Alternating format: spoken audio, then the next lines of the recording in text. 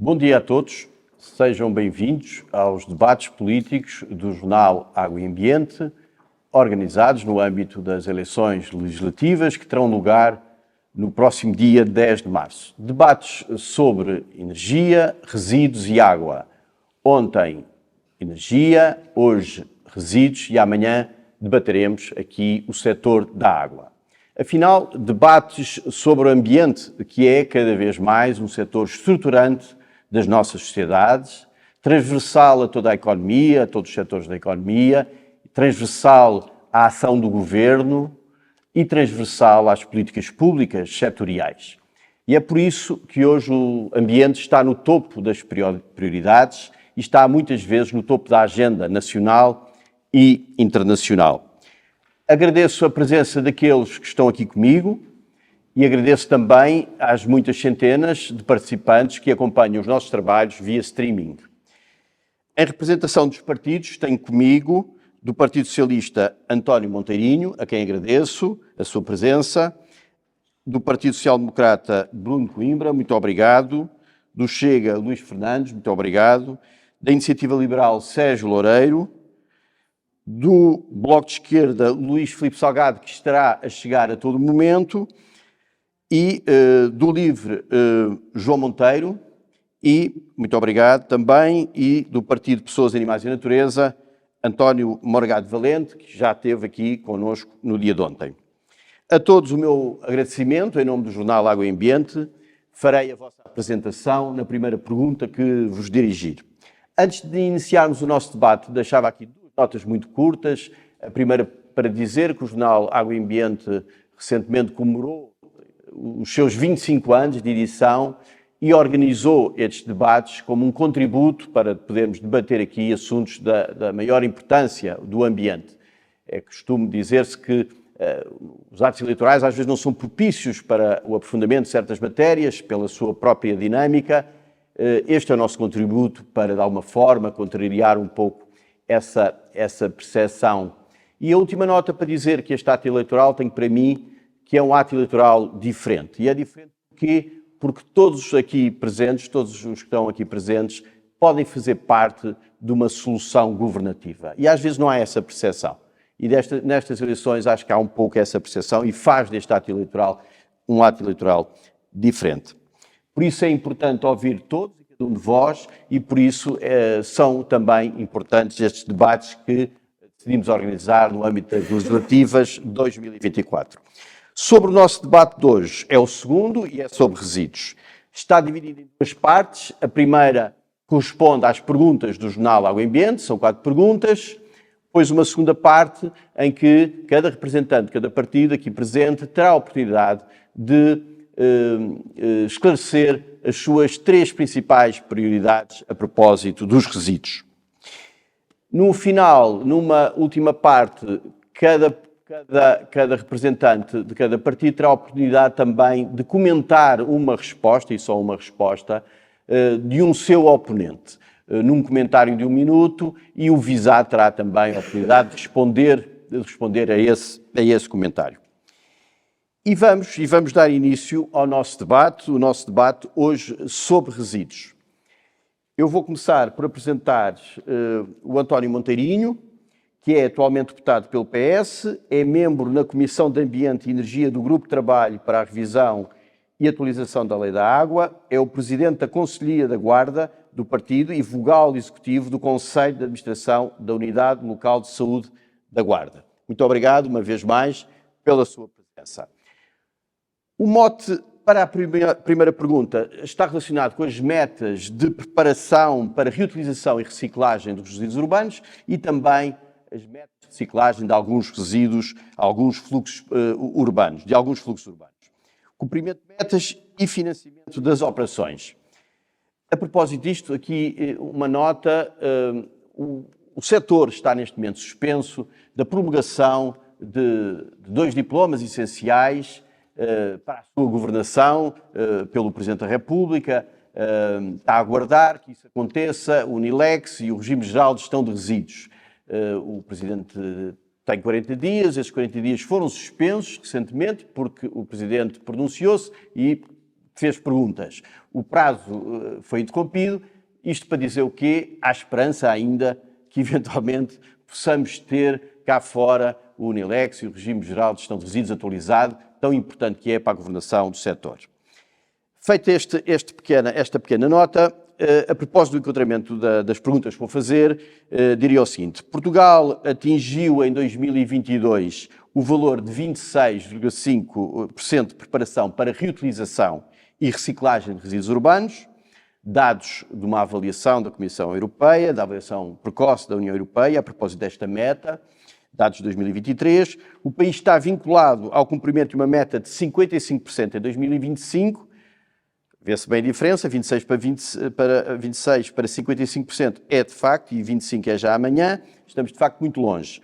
De acordo com o relatório de alerta precoce sobre os progressos dos Estados-membros em relação ao objetivo de 2025, publicado pela Comissão Europeia, Portugal corre o risco de não atingir os objetivos de 2025 em matéria de preparação para reutilização e reciclagem de resíduos urbanos e também em matéria de reciclagem de alguns fluxos específicos de resíduos. As minhas perguntas, as perguntas do Jornal ao Ambiente, como é que se consegue uma medida, sugeria eu, uma medida para contrariar este atraso em matéria de metas e depois quais são as soluções financeiras que devem ser privilegiadas? Em jeito aqui de indicação, perguntava aumentar os valores de contrapartida, é uma, aliás está prevista, aumentar de forma expressiva a taxa de gestão de resíduos para afastar os resíduos dos aterros, seria outra, e outra ainda, dar mais capacidade interventiva, esta não é financeira, mas também gostaria de que pudessem pronunciar sobre isto, dar mais capacidade interventiva e operacional às entidades gestoras dos fluxos específicos de resíduos. E, finalmente, esta também financeira, transferir para os municípios a TGR para lhes dar a oportunidade de ter um papel mais interventivo na recolha seletiva. Está feita a pergunta. António Monteirinho, muito obrigado. Obrigado. Bom dia antes de todos. Cumprimentava, portanto, em primeiro lugar, o Jornal Água Ambiente e agradecer o convite que me fazem. Cumprimentava também os meus colegas de painel e também cumprimentava aqueles que nos assistem e que estão a assistir através de canal remoto. E começaria por dizer o seguinte, eu queria só fazer um esclarecimento, eu não sou já vogal da Unidade Local de Saúde, porque não é compatível com o lugar de deputado, portanto, faz parte do meu currículo, mas já não sou, nem poderia ser. Vamos então aqui àquilo que nos traz aqui para discutir a questão dos resíduos. Eu estava a olhar para aqui para a água ambiente e vi ali nos resíduos um artigo de opinião que diz: deposição em aterro, autossuficiência está em causa. Evidentemente que sim. Se nós mantivermos os níveis atuais de deposição em aterro de 2022, segundo os dados que nós tivemos aqui a aferir, nós teremos pelo menos ou cerca de mais 2 anos para esses aterros manterem capacidade. Nós temos uma questão especificamente sobre essa questão. Sobre essa questão. Muito bem. Então, eu diria o seguinte, o setor dos resíduos necessita de um novo impulso e de um novo paradigma. Neste período, o Governo essencialmente criou um quadro legislativo que era muito importante. Nós recordamos que em 2019 foi o grande pacto europeu, o Green Deal, portanto estamos a falar desde 2019 até hoje, foi preciso construir um quadro legal para poder corresponder a essas ambições e essas metas. Evidentemente que há muito para fazer, mas neste setor esta mudança de paradigma é fundamental. As duas leis que estão para aprovação no Sr. Presidente da República são duas leis importantes que iriam contribuir significativamente para essa redução dos fluxos de deposição nos aterros. E assim sendo, há a perspectiva de serem aprovadas e posteriormente diminuir significativamente e aumentar, prolongar a vida útil desses aterros. Agora vamos à questão fundamental, que é a questão dos resíduos. Eu acho que esta questão dos resíduos é muito importante que as autarquias, eu diria até um nível mais baixo, as juntas de freguesias têm que estar a participar ativamente neste processo. Se isso assim não acontecer, muito dificilmente nós teremos uma implementação desta recolha de resíduos para reciclagem e valorização, evidentemente, principalmente e nomeadamente os biorresíduos. eu acho que o financiamento deve passar diretamente por pagar às autarquias este trabalho. E eu diria que não devia ser pago em termos de tonelada, mas deveria ser pago ao serviço. O serviço de recolha e seleção estão a fazer sinal, portanto, seria só para terminar o financiamento direto às autarquias para poder fazer esse trabalho.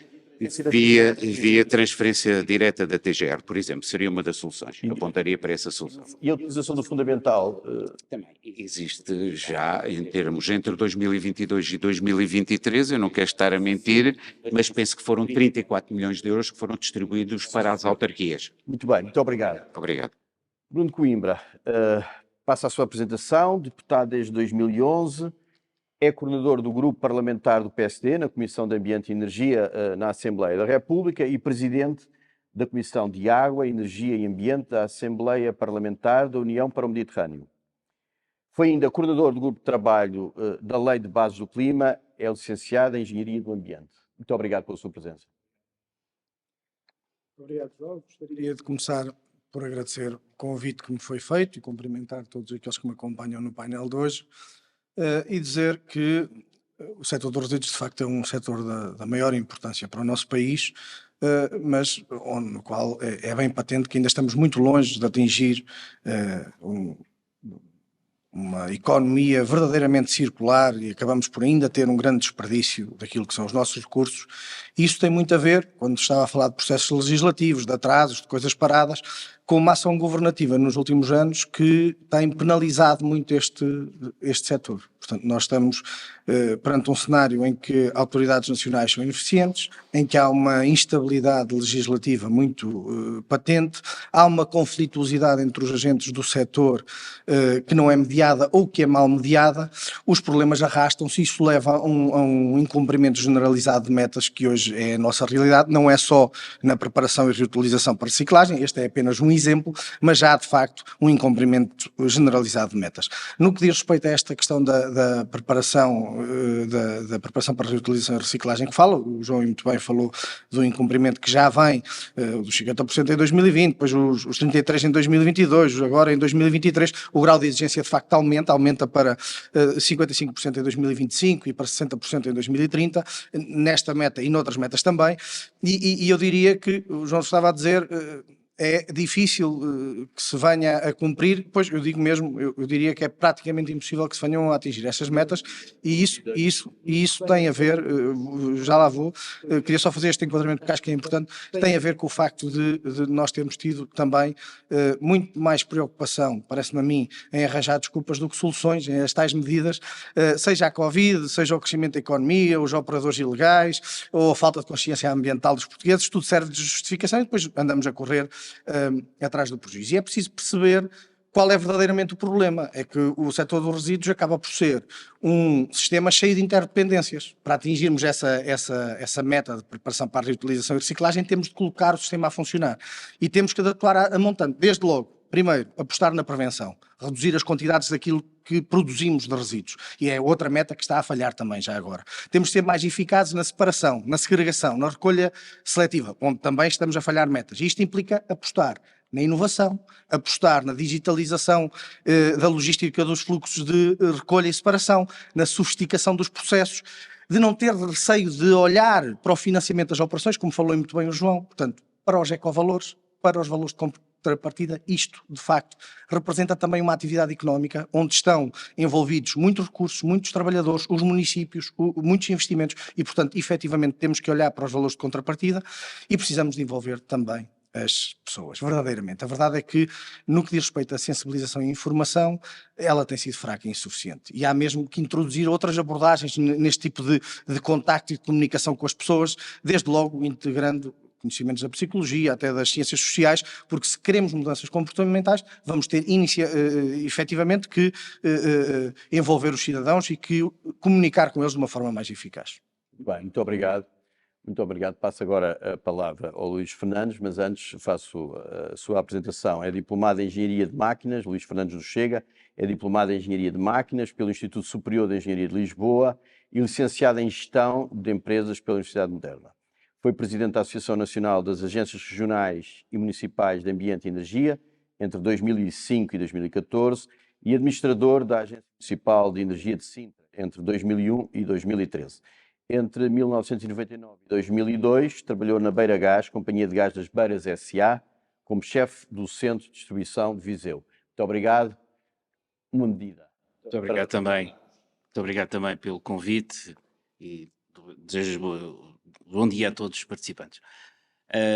Ora, o que é o paradigma em Portugal da recolha de resíduos é, de facto, leva-nos a algum pessimismo, porque, na verdade, há um crescimento ao longo destes últimos anos de 1% em termos do que é reciclagem no nosso país, e daí não é de admirar os 26,5% de reciclagem que atualmente se registra em Portugal, e de facto também somos da opinião que dificilmente conseguiremos atingir a meta dos 55%. Dados da APA, a propósito da reciclagem, são 33%. Isto varia de fonte para fonte, muitas vezes. Cingindo àquilo que também conheço, os valores que mencionou, que eu também os tenho em mãos. Em relação a medidas e sintetizando, eu acho que aqui há uma questão importante, que eu já focado pelo colega aqui do Partido Socialista, que é de facto, e talvez pela minha veia autárquica, eu tenho a noção da importância de atribuição do TGR aos municípios, que leve, de facto, a promover junto dos municípios, junto das autarquias, quer em termos das câmaras, quer em termos das freguesias, a importância da sensibilização para a valorização do resíduo, para a separação, para a sua valorização. Eu acho que é um ponto fundamental e, reportando a exemplos de outros países da Europa, normalmente do norte da Europa, onde eu acompanhei alguns projetos europeus, eu acho que isso vai ter um sucesso. Não é um sucesso imediato, mas de facto a sensibilização, levando as pessoas a ter esse conhecimento do valor, que não é só um valor ambiental, também é um valor económico para elas. E portanto eu penso que é o caminho que devemos seguir. Sinceramente, é por aí que nós devemos aportar todas as comunidades financeiras para que tal seja uma realidade. Espero que, de facto, os dois diplomas que estão à espera de promulgação pelo Sr. Presidente da República surjam rapidamente para ver se, de facto, vai ter o caminho que todos nós desejamos. Muito obrigado. Passo agora a palavra ao Sérgio Loureiro, da Iniciativa Liberal, e passo à sua apresentação.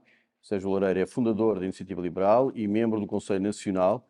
Tem colaborado em temas ligados à sustentabilidade, tendo sido o primeiro subscritor da moção sectorial Liberdade Sustentável, aprovada na última Convenção Nacional. Tem atividade profissional como gestor de projeto e desenvolvimento de negócio ligado ao ambiente, tecnologia e economia circular. Licenciado em Engenharia pela Universidade Católica Portuguesa, com MBA pela Universidade de Wisconsin-Madison, nos Estados Unidos. Membro da... ponto. E é isto. Exato. Uma proposta para resolver... Peço desculpa. Está melhor, não está?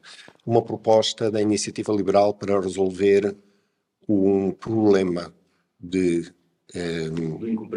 incumprimento de metas que está a 26,5% e daqui a 2 anos tem que chegar a 55%. Não há. Quer dizer, o Bruno disse-o muito bem. Não é possível pensar que existe uma solução mágica que nos permita atingir um cumprimento de uma meta que está à metade daquilo que é. Quer dizer, temos que ser realistas nestas coisas. Os problemas sistémicos não se resolvem com decretos legislativos. Resolvem-se com soluções de portfólio que envolvem muitas variáveis e que demoram tempo a serem implementadas. Portanto, o que está claro aqui há coisas que se podem fazer para melhorar isto? Claro que sim. E qualquer uma das propostas que aqui foi apresentada provavelmente ajuda a levar este sistema na direção correta. Agora, não pedir uma resposta mágica e esta ideia de achar que há uma medida que de repente consegue resolver tudo isto, para mim não faz sentido do ponto de vista de discussão. O que é que a Iniciativa Liberal defende? A Iniciativa Liberal defende que há um conjunto de incentivos que, quando são colocados em mecanismos de mercado, conseguem ter efeitos muito rápidos. E, portanto, na questão dos resíduos urbanos, ao dar-se o monopólio da gestão ao Estado e ao não permitir a intervenção dos privados com mecanismos de mercado, nós estamos a tirar do portfólio de soluções uma ferramenta que seguramente pode ter implicação. E, portanto, isso está nas nossas propostas, é abrir a gestão de resíduos urbanos à participação dos privados também. Agora, teremos que ver qual é a melhor maneira de fazer isto. Há valor nos resíduos. E é por isso que se fala de valorização dos resíduos, e se der a quem tem capacidade de investimento, capacidade de gestão e capacidade de utilização desse valor, os incentivos corretos, os sistemas transformam-se de maneira muito rápida. Bem, muito obrigado. Passo agora a palavra ao João Monteiro e faço a sua apresentação. João Loureiro Monteiro é licenciado. João Lourenço Monteiro, peço desculpa, é licenciado em Biologia, mestre em Biologia do Desenvolvimento e doutorado em História, Filosofia e Património da Ciência e Tecnologia. Tem dividido o seu tempo entre a comunicação de ciência e a investigação académica. Foi um dos membros fundadores do Partido Livre. Atualmente é membro da Assembleia do Livre e co-coordenador do Círculo Temático Ecologia. A nível autárquico, é membro da Assembleia de Freguesia de Penha de França, em Lisboa. Só favor. Olá, bom dia ao moderador João Berto. Bom dia ao moderador João Berto. A quem agradeço o convite em nome do Livre para estar aqui presente. Gostaria também de saudar os colegas aqui do painel que estão comigo. Saudar também as pessoas que nos estão a acompanhar online e, em particular, a equipa que permite o apoio técnico a esta iniciativa e que permite que este evento esteja a decorrer. Posto isto, o tema dos resíduos é extremamente importante, é raramente falado, portanto, é com prazer que vejo este tema abordado aqui hoje, ao lado de outros temas como a energia e a água. O tema dos resíduos é muito caro ao Livre. No nosso programa o termo resíduos aparece 31 vezes e economia circular 13 vezes.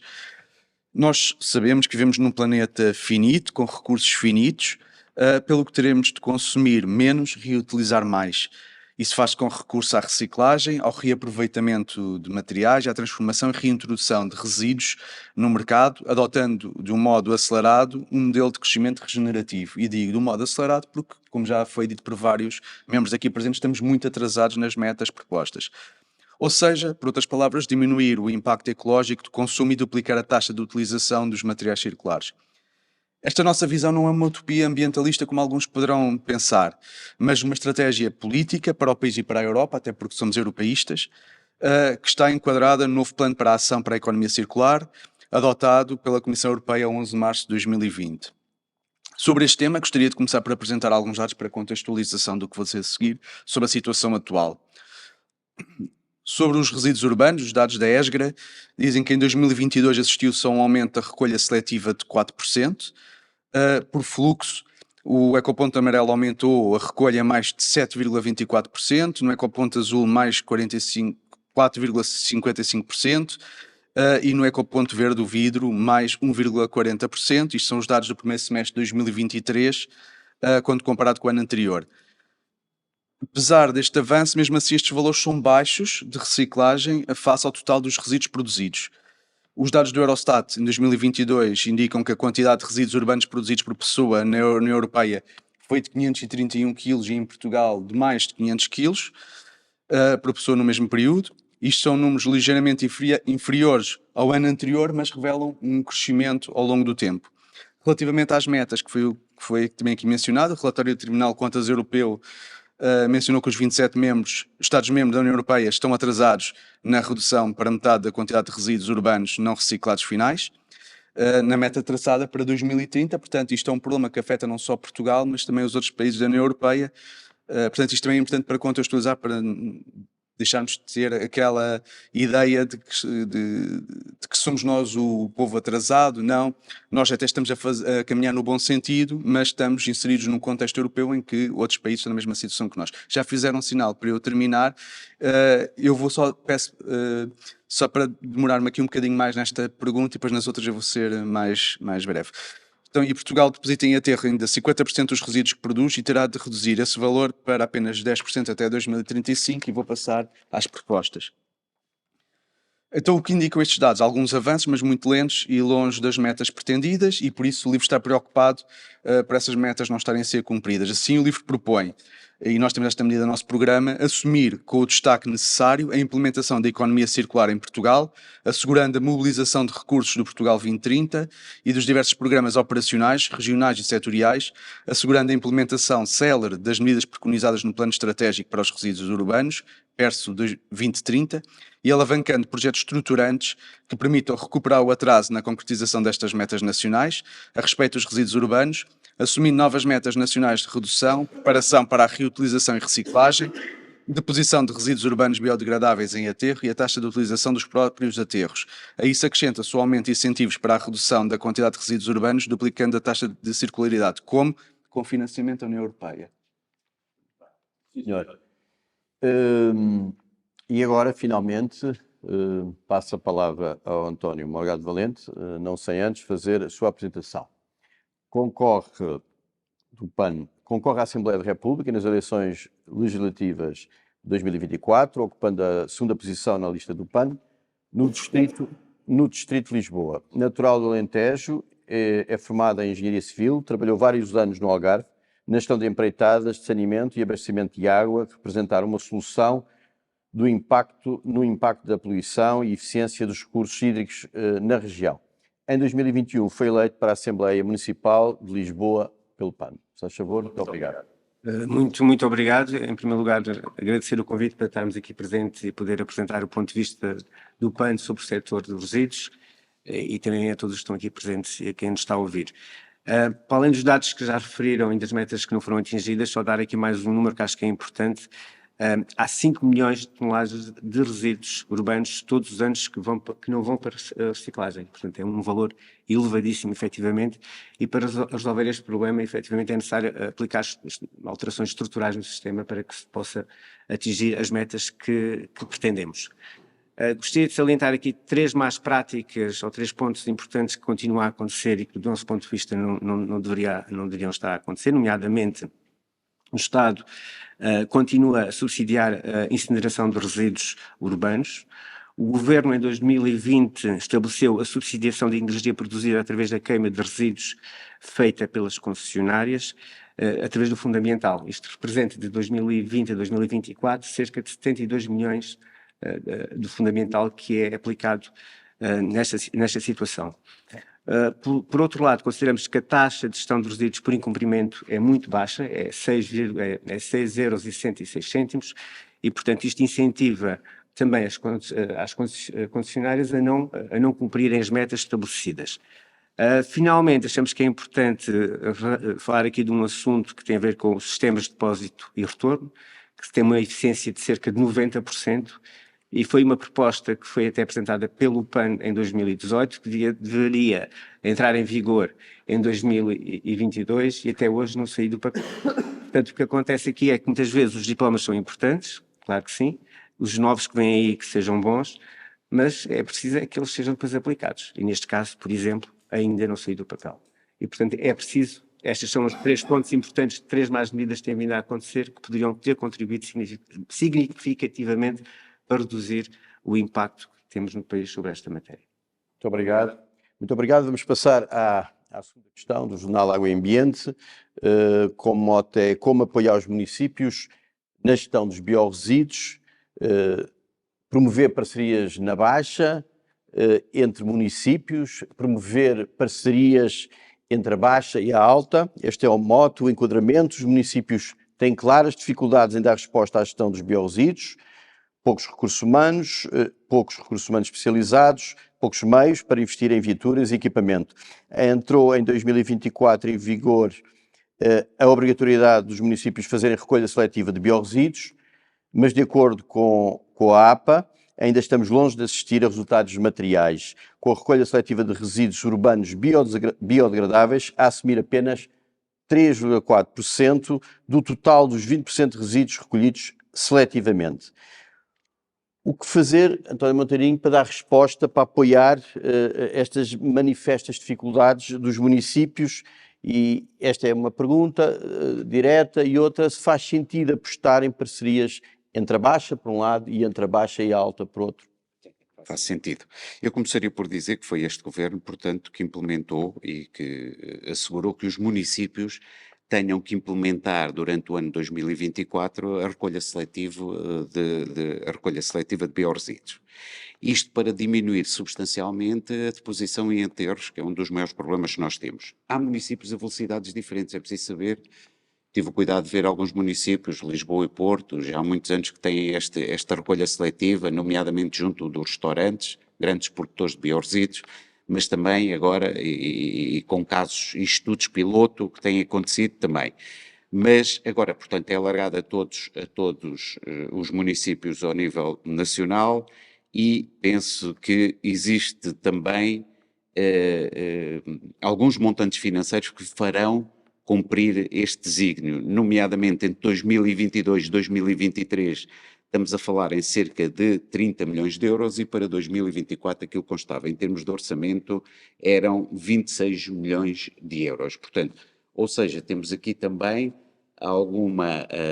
alguns meios financeiros para implementar isto. Agora, não nos podemos esquecer que estamos perante uma situação em que é preciso mudar, e aqui mais uma vez, o paradigma. Ou seja, nós temos que sensibilizar as populações, é uma recolha seletiva que não estava implementada, é um fluxo que é necessário introduzir e temos que ir, de alguma forma, de encontro àquilo que é a sensibilização das pessoas, através e da ligação, mais uma vez, às juntas de freguesia e às câmaras municipais, para começarem a implementar isto territorialmente. Não posso deixar de também afirmar que tem que haver um incentivo grande para os municípios para a aplicação deste fluxo. Porque ao estarmos a trabalhar a esse nível, nós estamos a retirar verbas, a deslocar verbas que seriam para alargamento dos aterros para a recolha e valorização, que é uma parte importante da reciclagem desses mesmos biorresíduos. E incentivos grandes. Esses incentivos grandes eram todas as verbas. Nós estamos a falar há um valor que está referido no PERSU 2030, estamos a falar em 3,1 mil milhões de euros, portanto, para o setor todo do ambiente. Ou seja, estamos a falar num valor astronómico que é necessário para implementar toda esta estratégia. Quando nós falamos de ambiente, também estamos a falar em mudanças climáticas e, portanto, há um estudo que aponta para 3% de emissão de gases de efeito de estufa derivados do metano do biorresíduo. E, portanto, nós temos que fazer essa seleção, temos que valorizar e temos que fazer a reciclagem disso mesmo. Gostava só que me dissesse a proposta das parcerias entre exatamente. a baixa e a alta, qual é a sua posição? Elas neste momento estão, de alguma forma, dificultadas pelo atual regime geral de gestão de resíduos, que veio esclarecer em 2020 ser esse um espaço de autonomia dos municípios, o que de alguma forma condicionou o estabelecimento de parcerias entre a baixa e a alta, entre os CRUs e os municípios. Qual é a sua opinião sobre isso? Não, a minha opinião é que deveria existir essa relação entre a baixa e a alta, ou seja, à imagem e semelhança daquilo que aconteceu nos aterros, nós estamos a falar de situações intermunicipais e até comunidades intermunicipais. Portanto, eu acho que a recolha deve ser, portanto, feita em baixa, mas evidentemente que a valorização dos biorresíduos tem que ser feita em alta, em comum acordo com a relação intermunicipal, ao nível da relação intermunicipal e comunidade intermunicipal. Com toda a certeza que é isso que aponta essa nova visão. Muito obrigado. Pudesse começar por este aspecto das parcerias entre a baixa e a alta, gostava também de ter a sua opinião sobre este aspecto específico e depois... João, eu peço desculpa, mas queria começar precisamente pelo lado contrário, porque nem de propósito. Nós estávamos a falar sobre objetivos falhados e logo a seguir vem o tema dos biorresíduos, que é um tema onde julgo eu que o governo do Partido Socialista devia corar de vergonha. Isto porquê?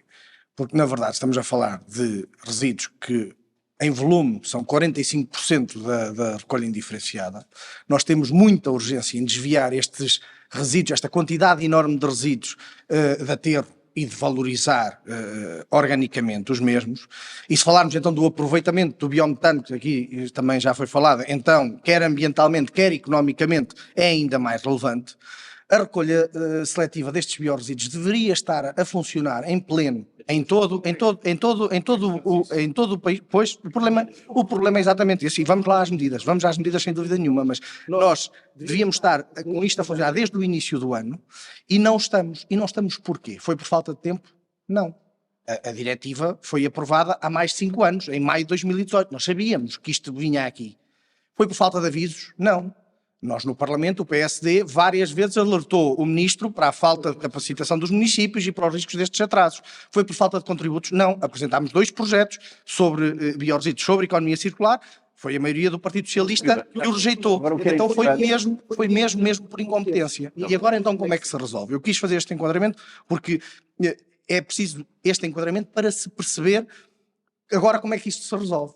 Que é, como é que vamos cumprir estas metas agora no horizonte? E inicialmente o que eu julgo que é necessário, algo que nunca existiu, que é uma abordagem articulada, com vários pontos, vários aspectos. Primeiro, é preciso atualizar e aplicar a estratégia para os biorresíduos. Estava desenhada em 2020, há pequenos acertos a fazer e é preciso aplicá-la. Segundo, coordenar. Nós precisamos de coordenação, que é algo que não tem existido.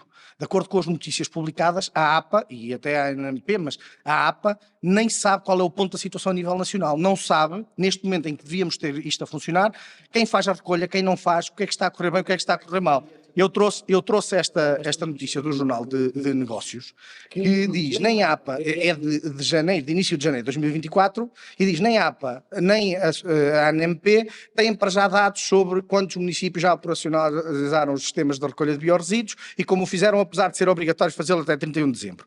Mas como é que seria então essa coordenação? Esta coordenação é precisamente da APA com os próprios municípios, sendo que, e respondendo também ainda aos temas que me falou, é preciso também apoio técnico e financeiro para implementar o sistema, incluindo com a partilha das boas práticas, e mudando a lógica do financiamento atual, onde o fundo ambiental foi usado a conta-gotas, sem impacto, apenas para calar algumas queixas de alguns municípios, numa realidade onde se sabe que o PRR ignora os resíduos e onde o PT 2030 necessita muito de execução.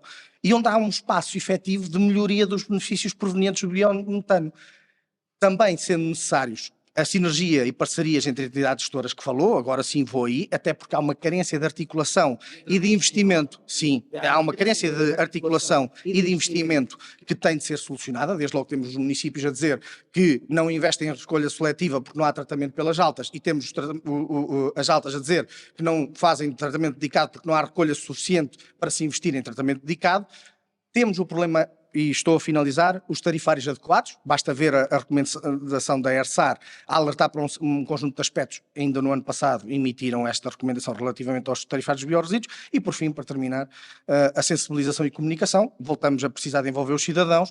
Muitos, de facto, muitos cidadãos neste país, neste momento, e é gravíssimo, desconhecem ainda que há uma fração diferente que vão ter que separar em casa. E isso é um problema.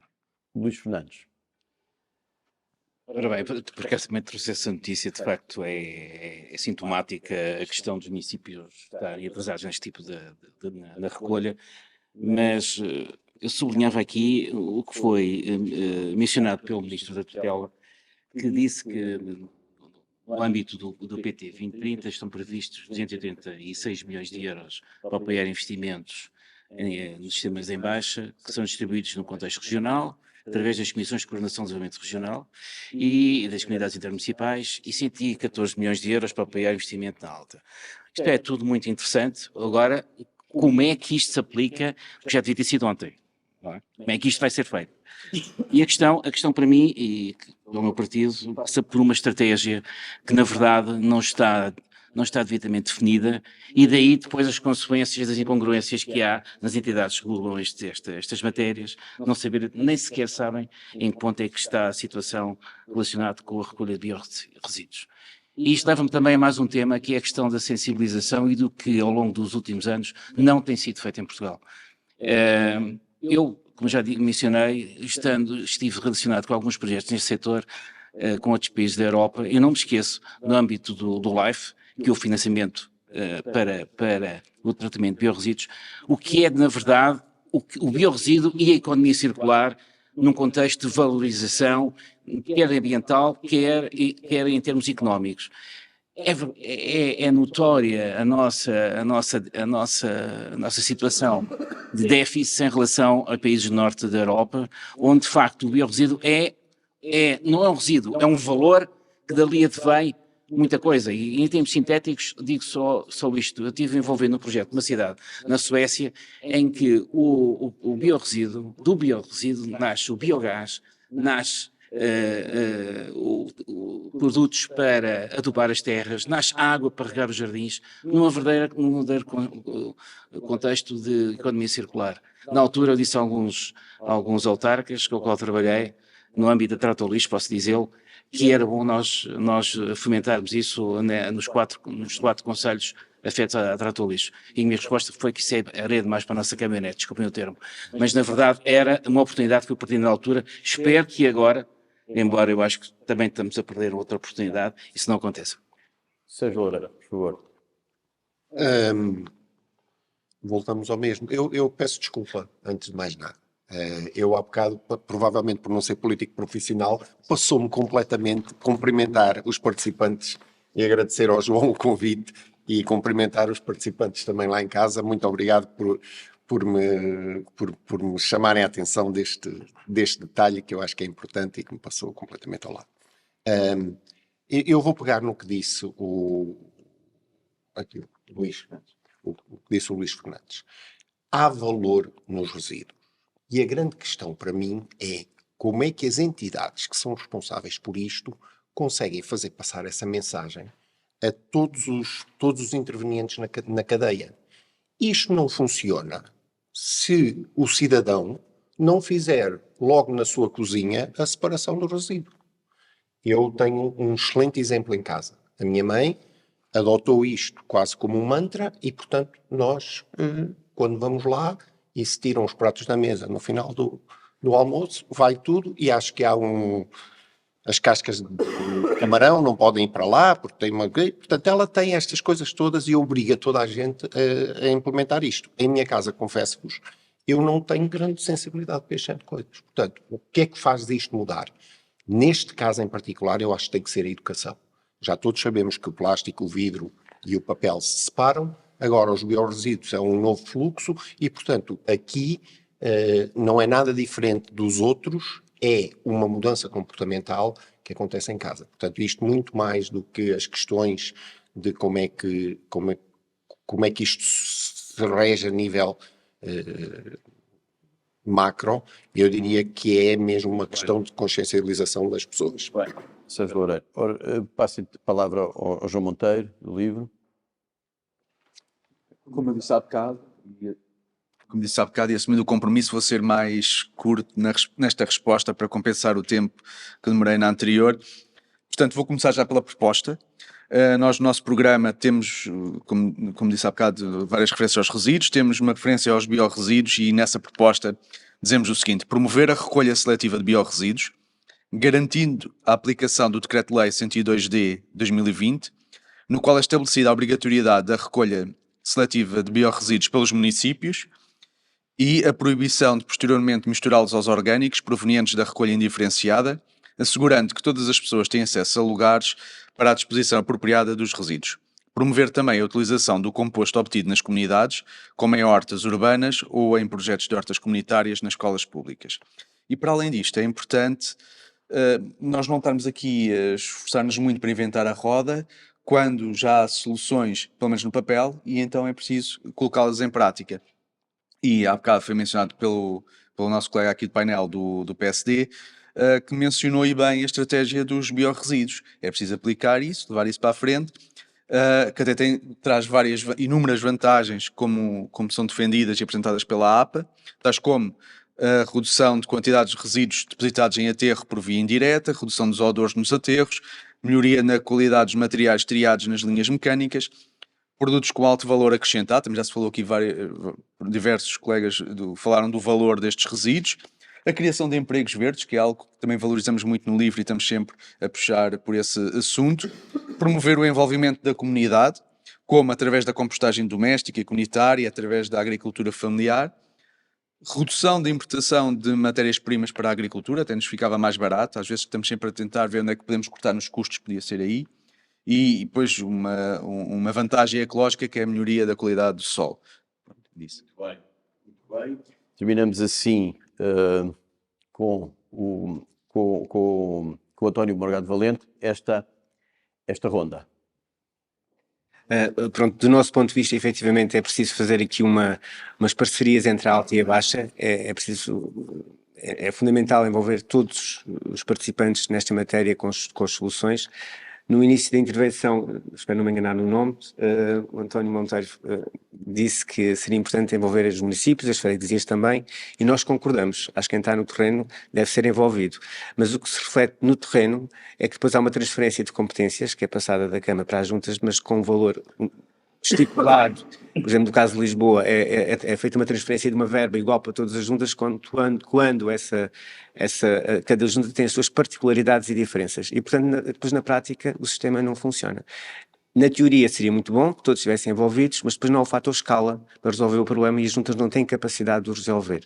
E depois também a função de cada uma delas fica um bocadinho comprometida porque uns têm a parte da recolha, outros têm a parte da higiene urbana e depois acaba por haver lixo na rua e há cada vez mais problemas. Mas concretamente em relação a esta situação, portanto, sim, haver essas parcerias, sim, haver essa organização, mas temos que assegurar é que haja os fundos e a atribuição de verbas e meios suficientes e adequados para que as juntas de freguesia possam responder.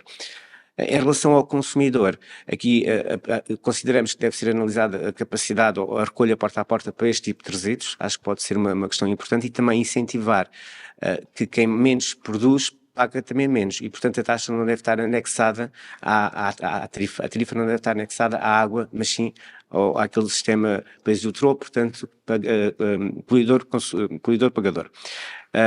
E por último, claro que sim, campanhas de sensibilização são fundamentais para a população para que isto depois tudo funcione. Muito obrigado.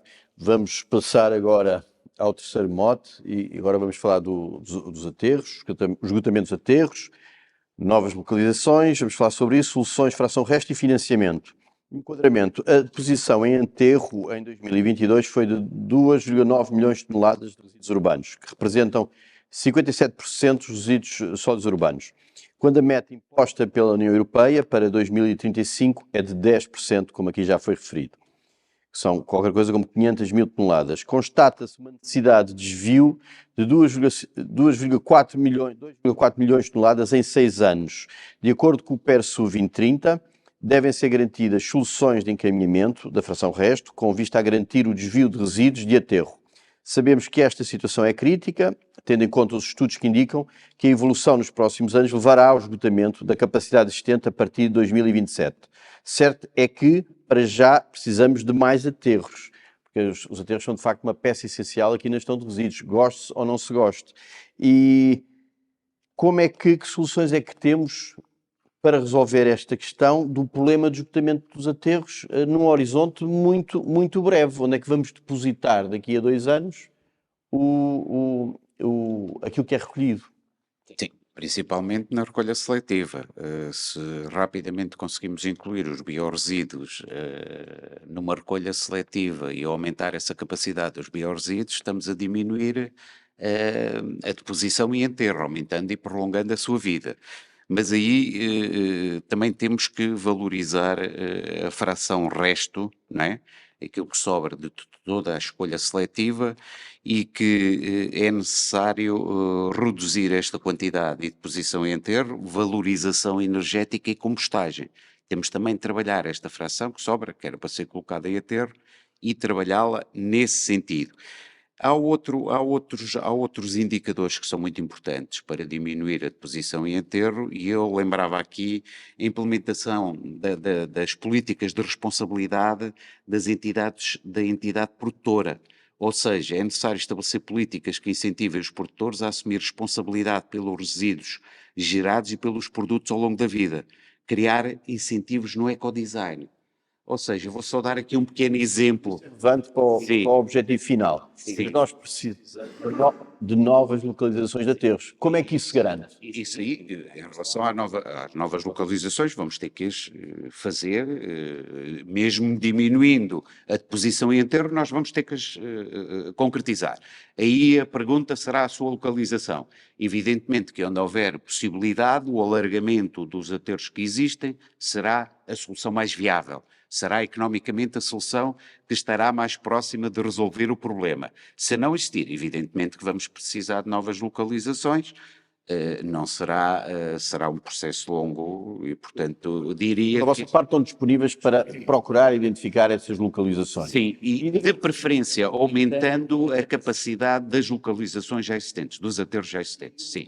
A exportação pode ser uma solução?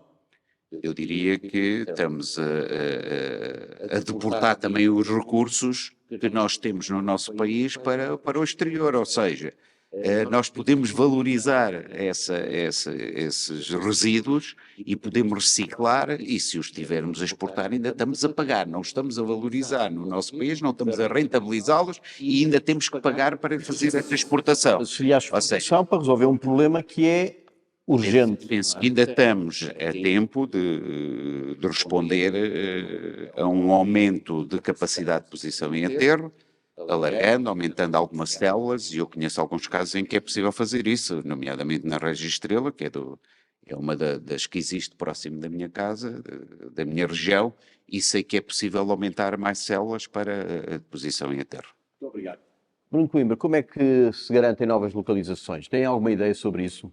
Temos. Qual seria? E até temos no nosso programa a implementação de um plano de desenvolvimento infraestrutural para os serviços de resíduos que pretende precisamente, entre outras coisas, estudar as localizações, porque elas são de facto inevitáveis, como o João disse.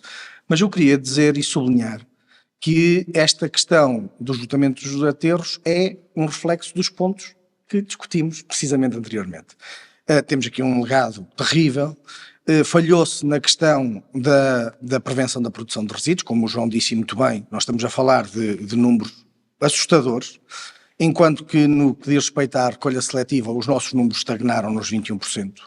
A deposição em aterro passou para os 57% e, portanto, nós estamos, de facto, muito, muito longe de assegurar a redução de meta de 10% para 2035, isso é uma autêntica miragem. E todos sabemos que expandir ou construir novos aterros é cada vez mais complicado face às preocupações das populações locais e à realidade do nosso território. E, portanto, nós vamos precisar... Entre os partidos, Nós vamos... deviam ser responsabilizados. É um problema incontornável e, portanto, todos vamos ter que falar sobre isto, é inevitável. O que eu acho é que vamos ter que ter muita ponderação, muita sensibilidade social e muito planeamento. Daí o PSD ter no seu, a AD ter no seu programa a implementação deste plano de desenvolvimento infraestrutural.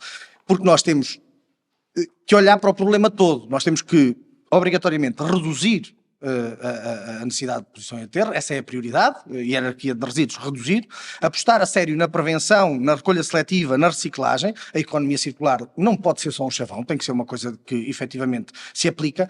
Temos que apostar na valorização energética, por exemplo, para a fração reste, falámos aqui, é uma solução válida, faz parte do sistema, não temos de ter tabus. Temos a questão dos CDRs, preparar os resíduos para poderem entrar também nessa cadeia. Porque nós, de facto, mais do que saber quantos aterros podemos abrir e onde, nós temos que saber quantos conseguimos evitar e já. Isto, uma coisa não é alternativa à outra. Nós temos que fazer as duas.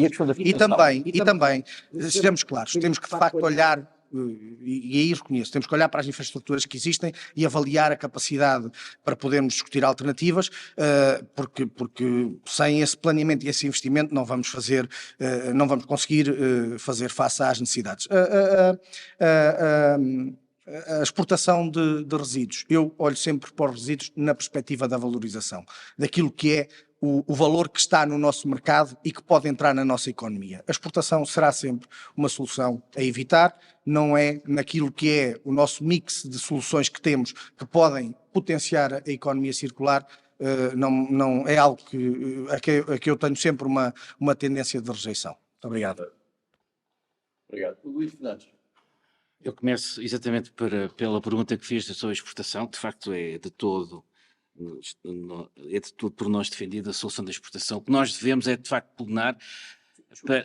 Não, claro que não, claro, de todo, acho que não é solução. Mas não haver local onde visitar... Não, a questão que eu ia colocar é a seguinte. Deixa-me explicar os vídeos. Se me permite, os municípios portugueses têm sido geridos ao longo desde 25 de Abril, maioritariamente pelo PS e pelo PSD, e na verdade é confrangedor ver agora que ao fim destes anos todos não há localizações definidas pelas comunidades intermunicipais, pelos maiores municípios deste país, para novos aterros. Por um lado, denota-se que a solução passa, como eu conheci bem, transportar resíduos de Cascais, Sintra e Mafra e Oeiras para o Planalto de Beirão. É uma solução que foi posta em prática, que achamos curiosa, mas que na verdade é aquelas soluções que não têm lógica nenhuma, porque o que devia ter lógica é desenvolvermos uma solução, como foi dito aqui pelo meu colega do PSD, da valorização energética. Isso é que é importante, que nós tenhamos esse caminho como algo que de facto deve ser implementado e acelerado e incentivado. Que se nós somos um país que necessitamos e temos ainda déficits energéticos bastante acentuados, porque não fazê-lo? Não. Aquilo que se fez ao longo destes anos foi levar os nossos resíduos para vários pontos, porque os aterros estavam esgotados, então como a população desses municípios contesta a situação, vamos lá falar com os colegas de outros lados e vamos depositar lá os nossos resíduos a troco de valores, muitas vezes, inacreditáveis. Portanto, aquilo que me parece é que tem sido empurrado com a barriga a solução, não é na exportação que temos, de facto, o caminho a seguir. Acho que nós temos é que pensar na valorização dos resíduos com acentuada prioridade. Por favor, Sr. Loura. Neste caso em particular, eu vou concordar aqui com os meus dois colegas. A valorização energética é o grau zero da valorização, chamar-lhe-ia. E o que nós temos com a taxa de gestão de resíduos é que a diferença entre a deposição em aterro e a incineração é relativamente pequena. Portanto, isto está no nosso programa. Se modificarmos essa taxa de gestão de resíduos, vamos estar a incentivar a transformação da deposição em aterro em valorização energética. E parece-nos que esse será o primeiro passo na solução desta questão. Sim, senhor. Muito bem. Por favor. Como eu disse no início, o que não nos falta no programa são propostas sobre este tema dos resíduos. Vou deixar algumas lá para o final, mas agora vou apresentar duas propostas que temos também no programa e vou partilhar um bocadinho a minha experiência autárquica, porque é relevante neste ponto. Então, os dados da Zero em 2021, segundo os dados da Zero, em 2021 foram recolhidos apenas 14,5% dos resíduos de equipamentos elétricos e eletrónicos para reciclagem, quando as entidades estavam obrigadas a recolher 65% desses resíduos. Portanto, está muito aquém da obrigação das entidades. Nós temos uma proposta para isto, que é reforçar a recolha e reciclagem de resíduos eletrónicos e elétricos por todo o país, aumentando o número de pontos de recolha, lançando campanhas de recolha de eletrodomésticos e equipamentos danificados ou obsoletos, garantindo o seu tratamento, desmantelamento e reciclagem. Mas também temos outra proposta, sobre um tema que já foi aqui abordado, sobre a exportação. Não exportar resíduos para outros países, nem importar, a não ser resíduos que requeram tratamento específico, devendo todos os resíduos nacionais ser processados e tratados em Portugal. A única exceção deverá ser a exportação de resíduos que constituam comprovadamente matéria-prima para produtos a serem produzidos num outro país. Depois, sobre as localizações. Essas localizações têm de ser feitas em Portugal, portanto, no decorrer desta proposta que eu aqui mencionei, e como também o colega do PSD já mencionou, eu estou a concordar muito com o PSD, mas evitar novas localizações e em simultaneamente, fazer isso em simultâneo. Pronto. Sobre o financiamento, também se pergunta onde é que se vai buscar o financiamento para estas propostas, através do Portugal 2030 e fundos comunitários. Partilha rapidamente a minha experiência autárquica. Tem a ver com a recolha seletiva porta a porta, como já foi mencionado, a Câmara Municipal de Lisboa está a fazer.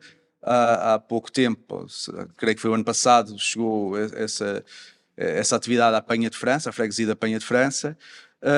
A proposta é ótima, nós concordamos com ela, mas quando foi implementada deparou-se com a realidade, que é a arquitetura de alguns prédios em Lisboa.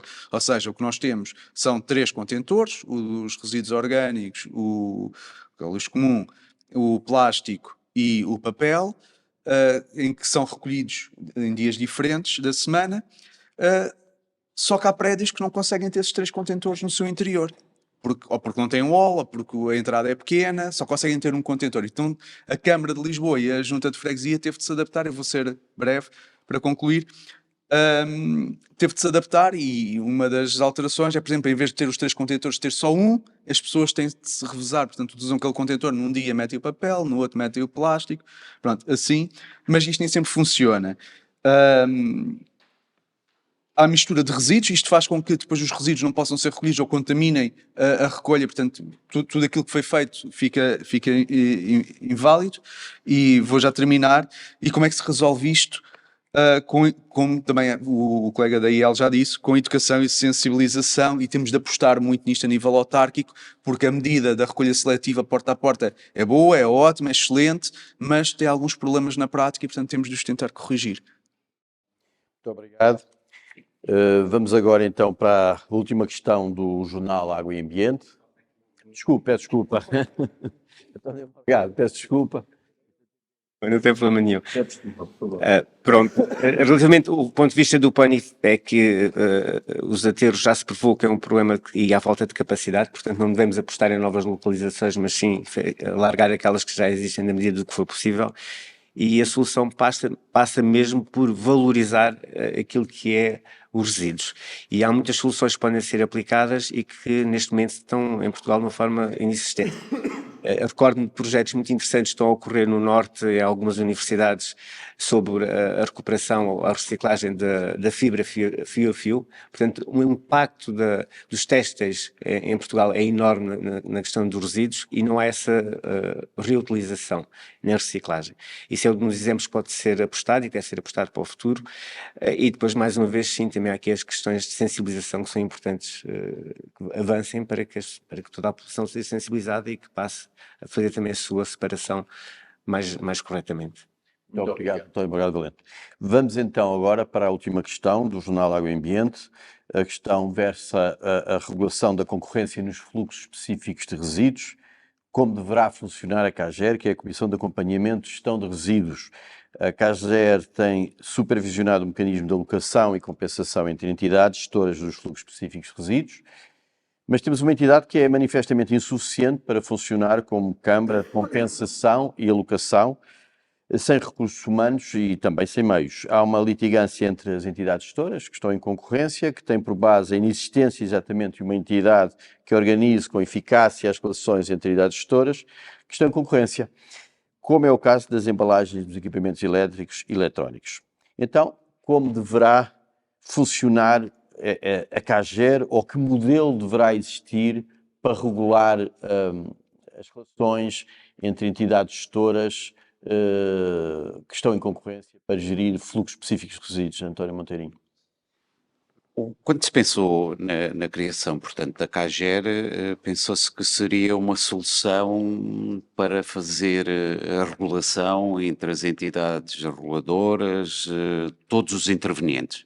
E por isso mesmo é que a sua composição tem, como todos sabem, tem desde a administração pública, o Ministério, a APA, a ERSAR, representantes das entidades gestoras, Sociedade Verde, Letrão, Valor Med, a representante das associações de municípios, que neste caso é a Associação de Municípios, representantes das associações ambientais e representantes dos consumidores. Portanto, ou seja, estava criado aqui um modelo para integrar e resolver todos os problemas que existiam na parte dos resíduos. Eu penso que efetivamente apontou aqui algumas questões que fizeram que não funcionasse, não têm os meios necessários para fazer funcionar toda esta panóplia, esta ligação destas entidades todas, e também eventualmente não houve a visão correta da parte do Ministério para que fizesse funcionar a CAGER.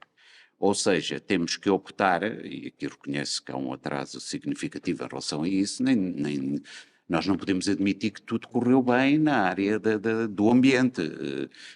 Nós estamos a falar em situações, nós tivemos, desta última governação, nós tivemos 2 anos em pandemia, quer dizer, estes atrasos também estão aqui, quando foram definidas as médias, foram definidas por antecipação antes da pandemia. Tivemos 2 anos. Agora, reconhecemos que existem problemas na área do ambiente, mas também reconhecemos que há um grande investimento, há um apontado de soluções e houve da parte do Governo a criação de um quadro legal inexistente e que era necessário fazer e adaptar às circunstâncias das mudanças internacionais que assim o exigiam. E, portanto, foi de encontro a isso que o Governo atuou, e atuou bem, no meu entender, e seguindo aquela máxima em que os Estados Unidos inovam, a China copia, a Europa regula, Portugal começou por regular, como tem que ser. E é esse quadro legal que nós estamos a falar. Agora, evidentemente que terá que se olhar com atenção para esta parte, e é nisso que aponta, e deixarei a seguir já aquilo que são as soluções que o Partido Socialista apresenta no seu programa de governo para fazer face a estes problemas todos que aqui abordámos e que reconhecemos que nem tudo correu bem, mas que há desenvolvimentos significativos e que apontam numa determinada direção. Positiva. Portanto, quando sei, os diplomas que estão para promulgação prevêem a gestão desta regulação ao regulador, à ERSAR, nas embalagens, no fluxo de embalagens. Parece-lhe bem, naturalmente. Parece-me bem. Eu penso que a ERSAR é que deveria... Por exemplo, os equipamentos elétricos eletrónicos, porque não é exatamente a mesma área. A fiscalização bicéfala da gestão dos resíduos deixa aqui algumas dificuldades, nomeadamente quando estamos a falar entre a ERSAR e a DJAI, não é? Esta fiscalização bicéfala pode aqui criar alguns problemas, está identificado e apontado pelo Governo como um dos problemas nesta área do setor e, portanto, vamos ver com toda a certeza, e eu direi a seguir quais são as soluções e que aponta o programa do Governo do Partido Socialista. Está bem. João, este é de facto um tema da maior importância para o PSD, onde nós temos, de facto, tido imensas iniciativas parlamentares. Nós, em 2021 e 2023, requeremos e conduzimos um conjunto de audições parlamentares com os agentes do fluxo dos RS, ouvimos as entidades gestoras, os OGRs, as ONGs, a APA, o IGAMAOT, a CAGER e membros do Governo. Também tivemos inúmeros contactos e iniciativas envolvendo outros fluxos específicos e foi também o PSD que pediu na altura e que realizou as apreciações parlamentares ao Decreto-Lei 102D e ao 92, onde questionámos esta dimensão de regulação e não só. É evidente que o modelo de supervisão e de regulação do funcionamento dos fluxos específicos tem que mudar, ele não funciona, como é evidente também que o Governo pouco ou nada fez para que ele funcionasse, deixou sempre o setor em roda livre. E as respostas quanto a nós têm que estar no reforço da capacidade da Autoridade Nacional de Resíduos, na maior fiscalização por parte do IGAMAOT, em leis mais claras, o Unilex é excessivamente complexo, no escrutínio, a APA, a DGAI tem que ter um papel muito mais efetivo e nos incentivos ao cumprimento de metas, porque também aí, na penalização do incumprimento reiterado e no incentivo ao cumprimento, também há ganhos. Neste âmbito, a reforma da CAGER é fundamental e só peca por tardia, já vem é tarde.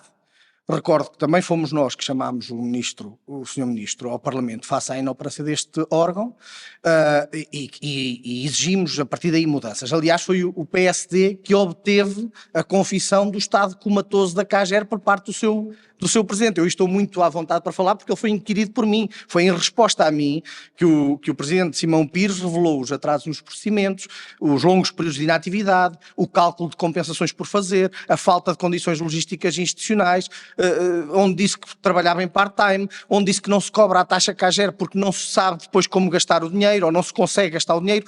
Aliás, chegou mesmo ao cúmulo de assumir que se perdesse o seu computador portátil, se perdia o sistema de compensação entre as entidades gestoras, porque não havia backup. E foi com esta denúncia do PSD que se tornou evidente para todos que isto tinha que mudar.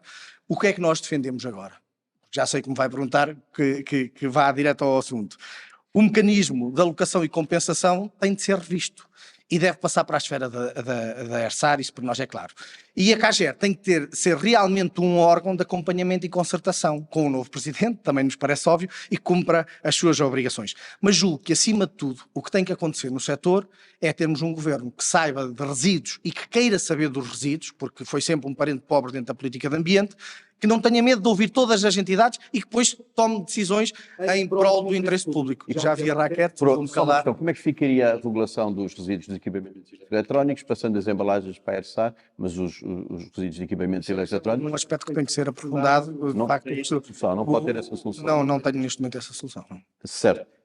Muito bem. Luís Fernandes. Sinceramente, e sendo muito sintético, não tenho muito mais a acrescentar no que foi dito aqui pelo meu colega de lado.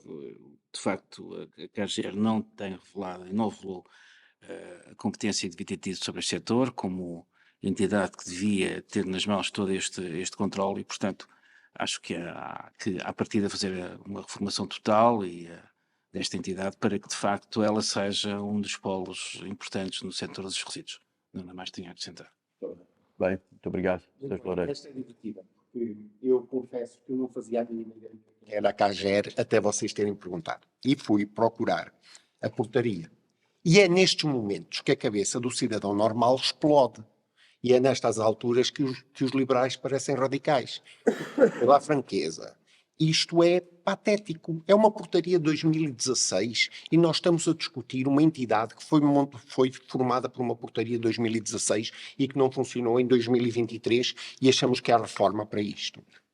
Portanto, isto para mim não faz nenhum tipo de sentido. A gente vem aqui e vê o número de entidades que fazem parte da composição da CAGER e eu vou usar o meu minuto e provavelmente não vai chegar.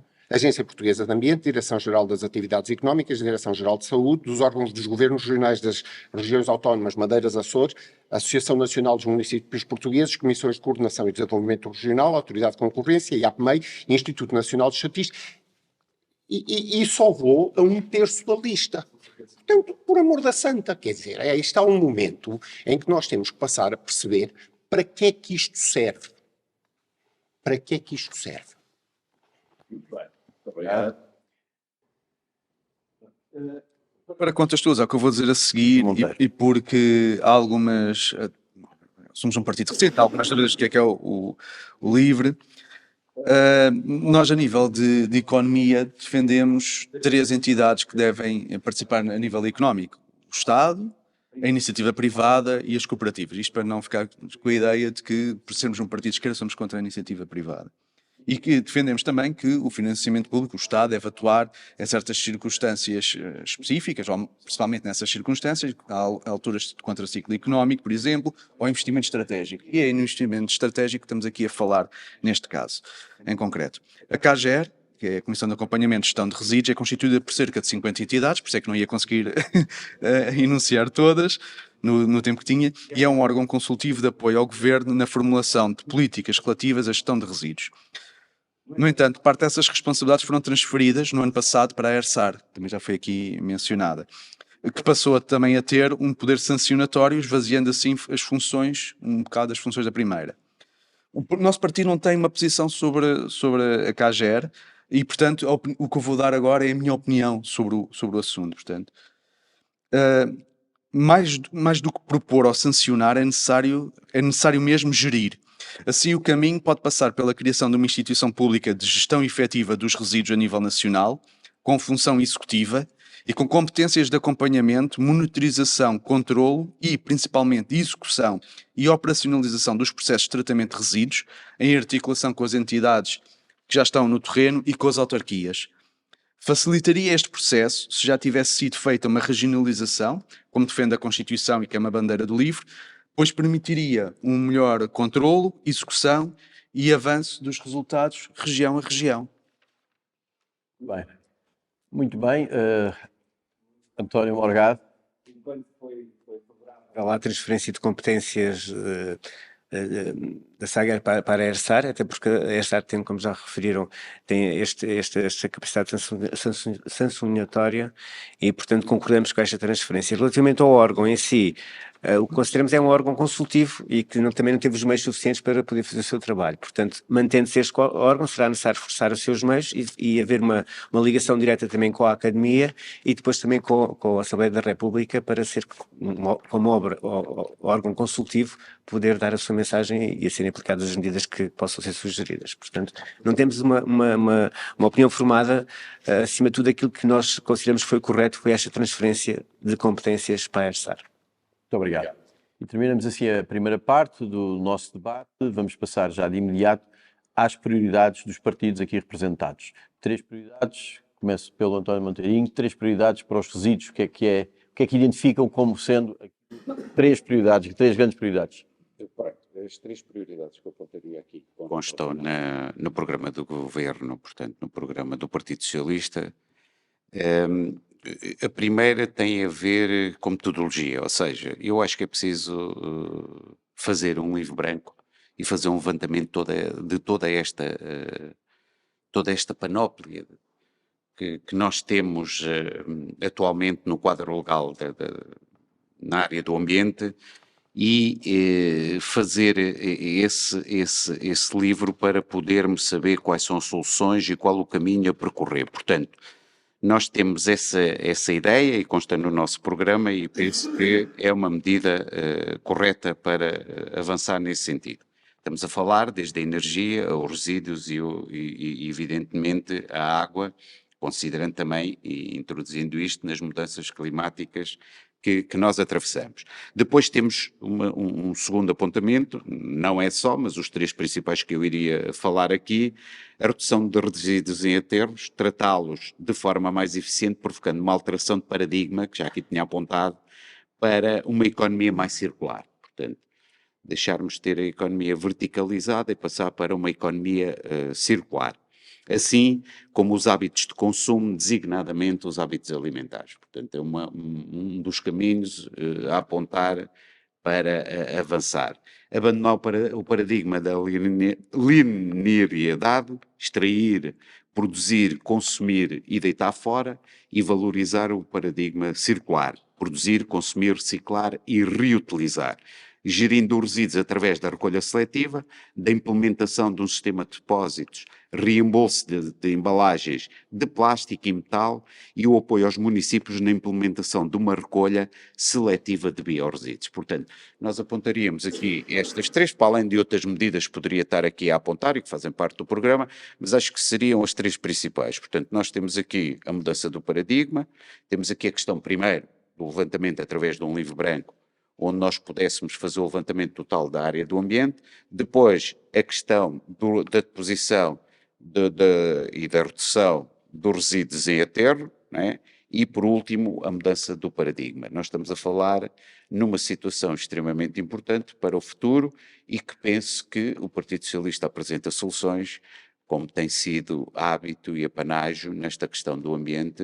O Partido Socialista não comunga da ideia de alguns partidos políticos em que renega constantemente as mudanças climáticas e por aí fora. E, portanto, nós não podemos entrar eu diria, nessa visão que trará consequências para o nosso mundo e terá consequências para os nossos filhos e para os nossos netos, com toda a certeza. Aqueles que ainda recentemente defenderam na Assembleia da República que não existem mudanças climáticas, estão completamente equivocados e que de alguma forma são um perigo para a sociedade e são também um perigo, neste momento, para o nosso país com este tipo de ideias. Muito obrigado. Muito Coimbra. Muito bem. Bem, basicamente o setor dos resíduos, de facto, para o PSD é um setor fundamental para a nossa sociedade e o PSD está empenhado... Se eu puder terminar, tenho 4 minutos, não é? Mas depois tenho uma pergunta também para o António Monteirinho. Sim, deixo. Só porque está com tanta vontade de falar que eu terei todo o gosto em lhe dar essa oportunidade. Estava a dizer que o PC entende que o setor dos resíduos é fundamental e tem o desígnio de terminar com o descalabro a que ele chegou. Este é o objetivo.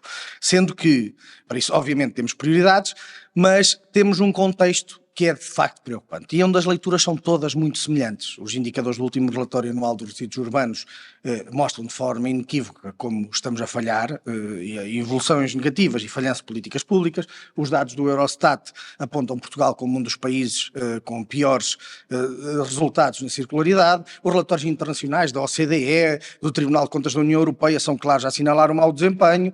Há evidências claras de que as instituições de facto bloquearam. A APA está sem liderança, a CAGER inoperacional há anos, como falámos há pouco. O Fundo Ambiental está a ser auditado por questões de falta de transparência. É o próprio Ministro do Ambiente que em declarações e entrevistas diz, e cito, que no setor dos resíduos estamos atrasados e bastante longe dos objetivos. E depois há outro aspecto que torna tudo isto muito inequívoco, que é que são os constantes e sucessivos processos de infração abertos pela Comissão Europeia. Neste momento ascendem já a 49 contenciosos comunitários abertos na área do ambiente, da energia e da ação climática, e só na área dos resíduos nós temos já 6 procedimentos ativos. Ainda este mês fomos notificados pela incorreta transposição da Diretiva Resíduos. E neste cenário, de facto, o PSD tem uma primeira prioridade, passa por recuperar o setor e reformar o seu funcionamento para que possamos melhorar o desempenho e caminhar em direção ao cumprimento de metas. Para tal, queremos assegurar a implementação efetiva dos planos setoriais que foram aprovados para o Horizonte 24-30, se necessário, efetuando uma revisão intercalar, PNR, PERSU, PERNU e PAEC.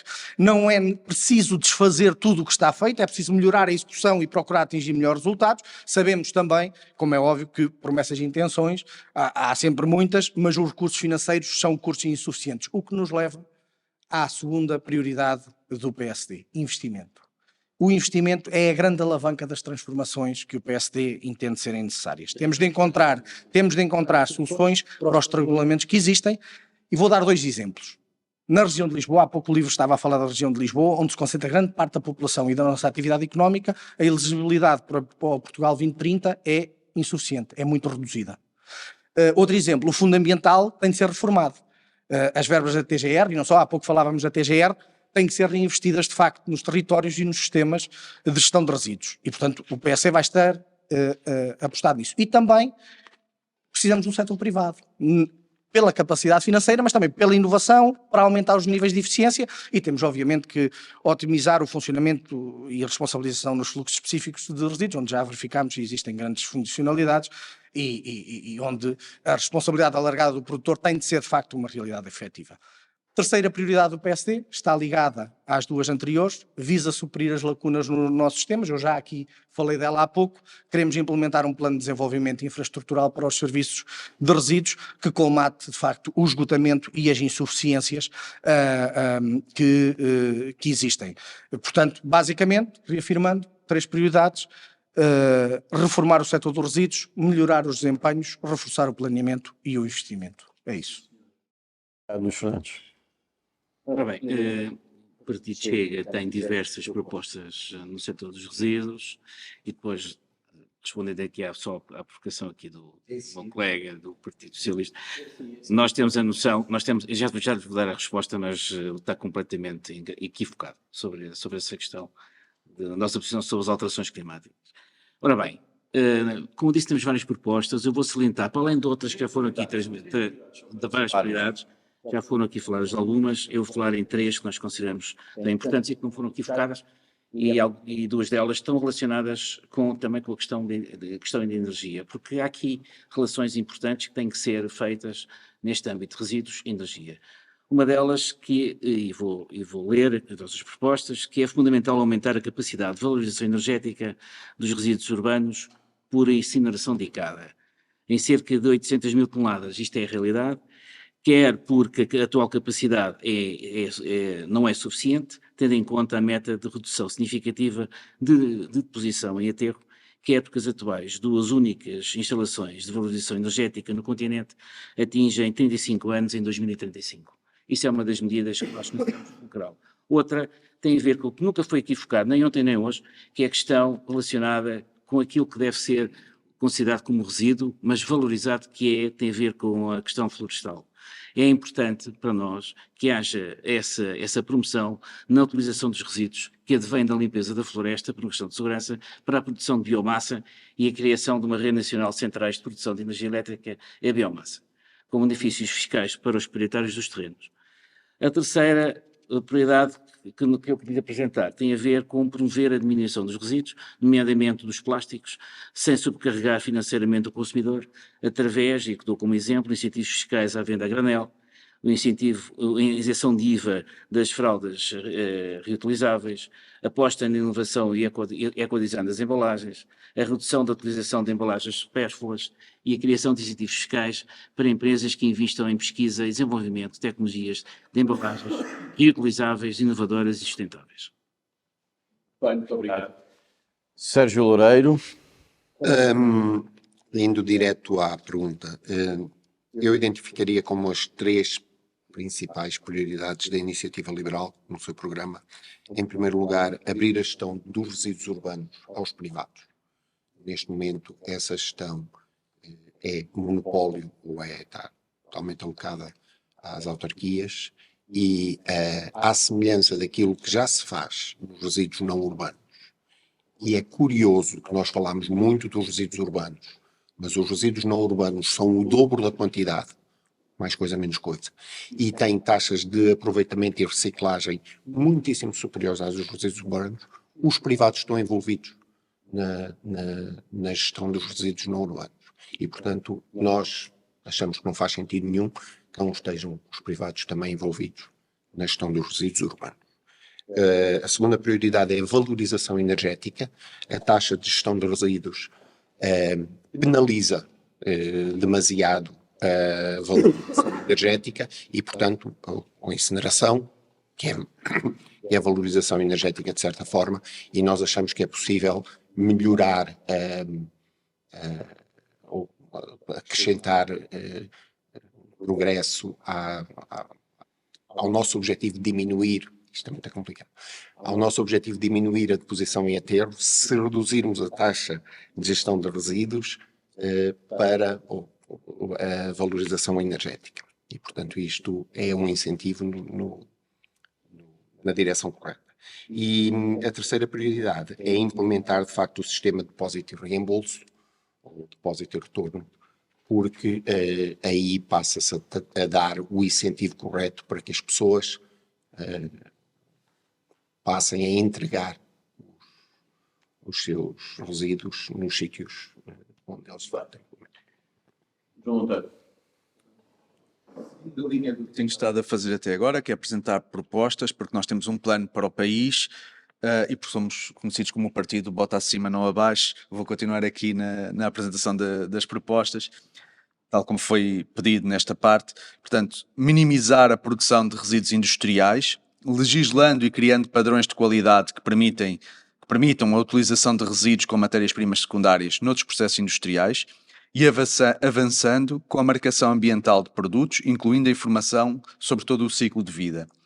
Implementação a nível nacional e europeu de um programa para combater a obsolescência programada, favorecendo os produtos feitos para durar e que permitam reparação ou substituição de componentes.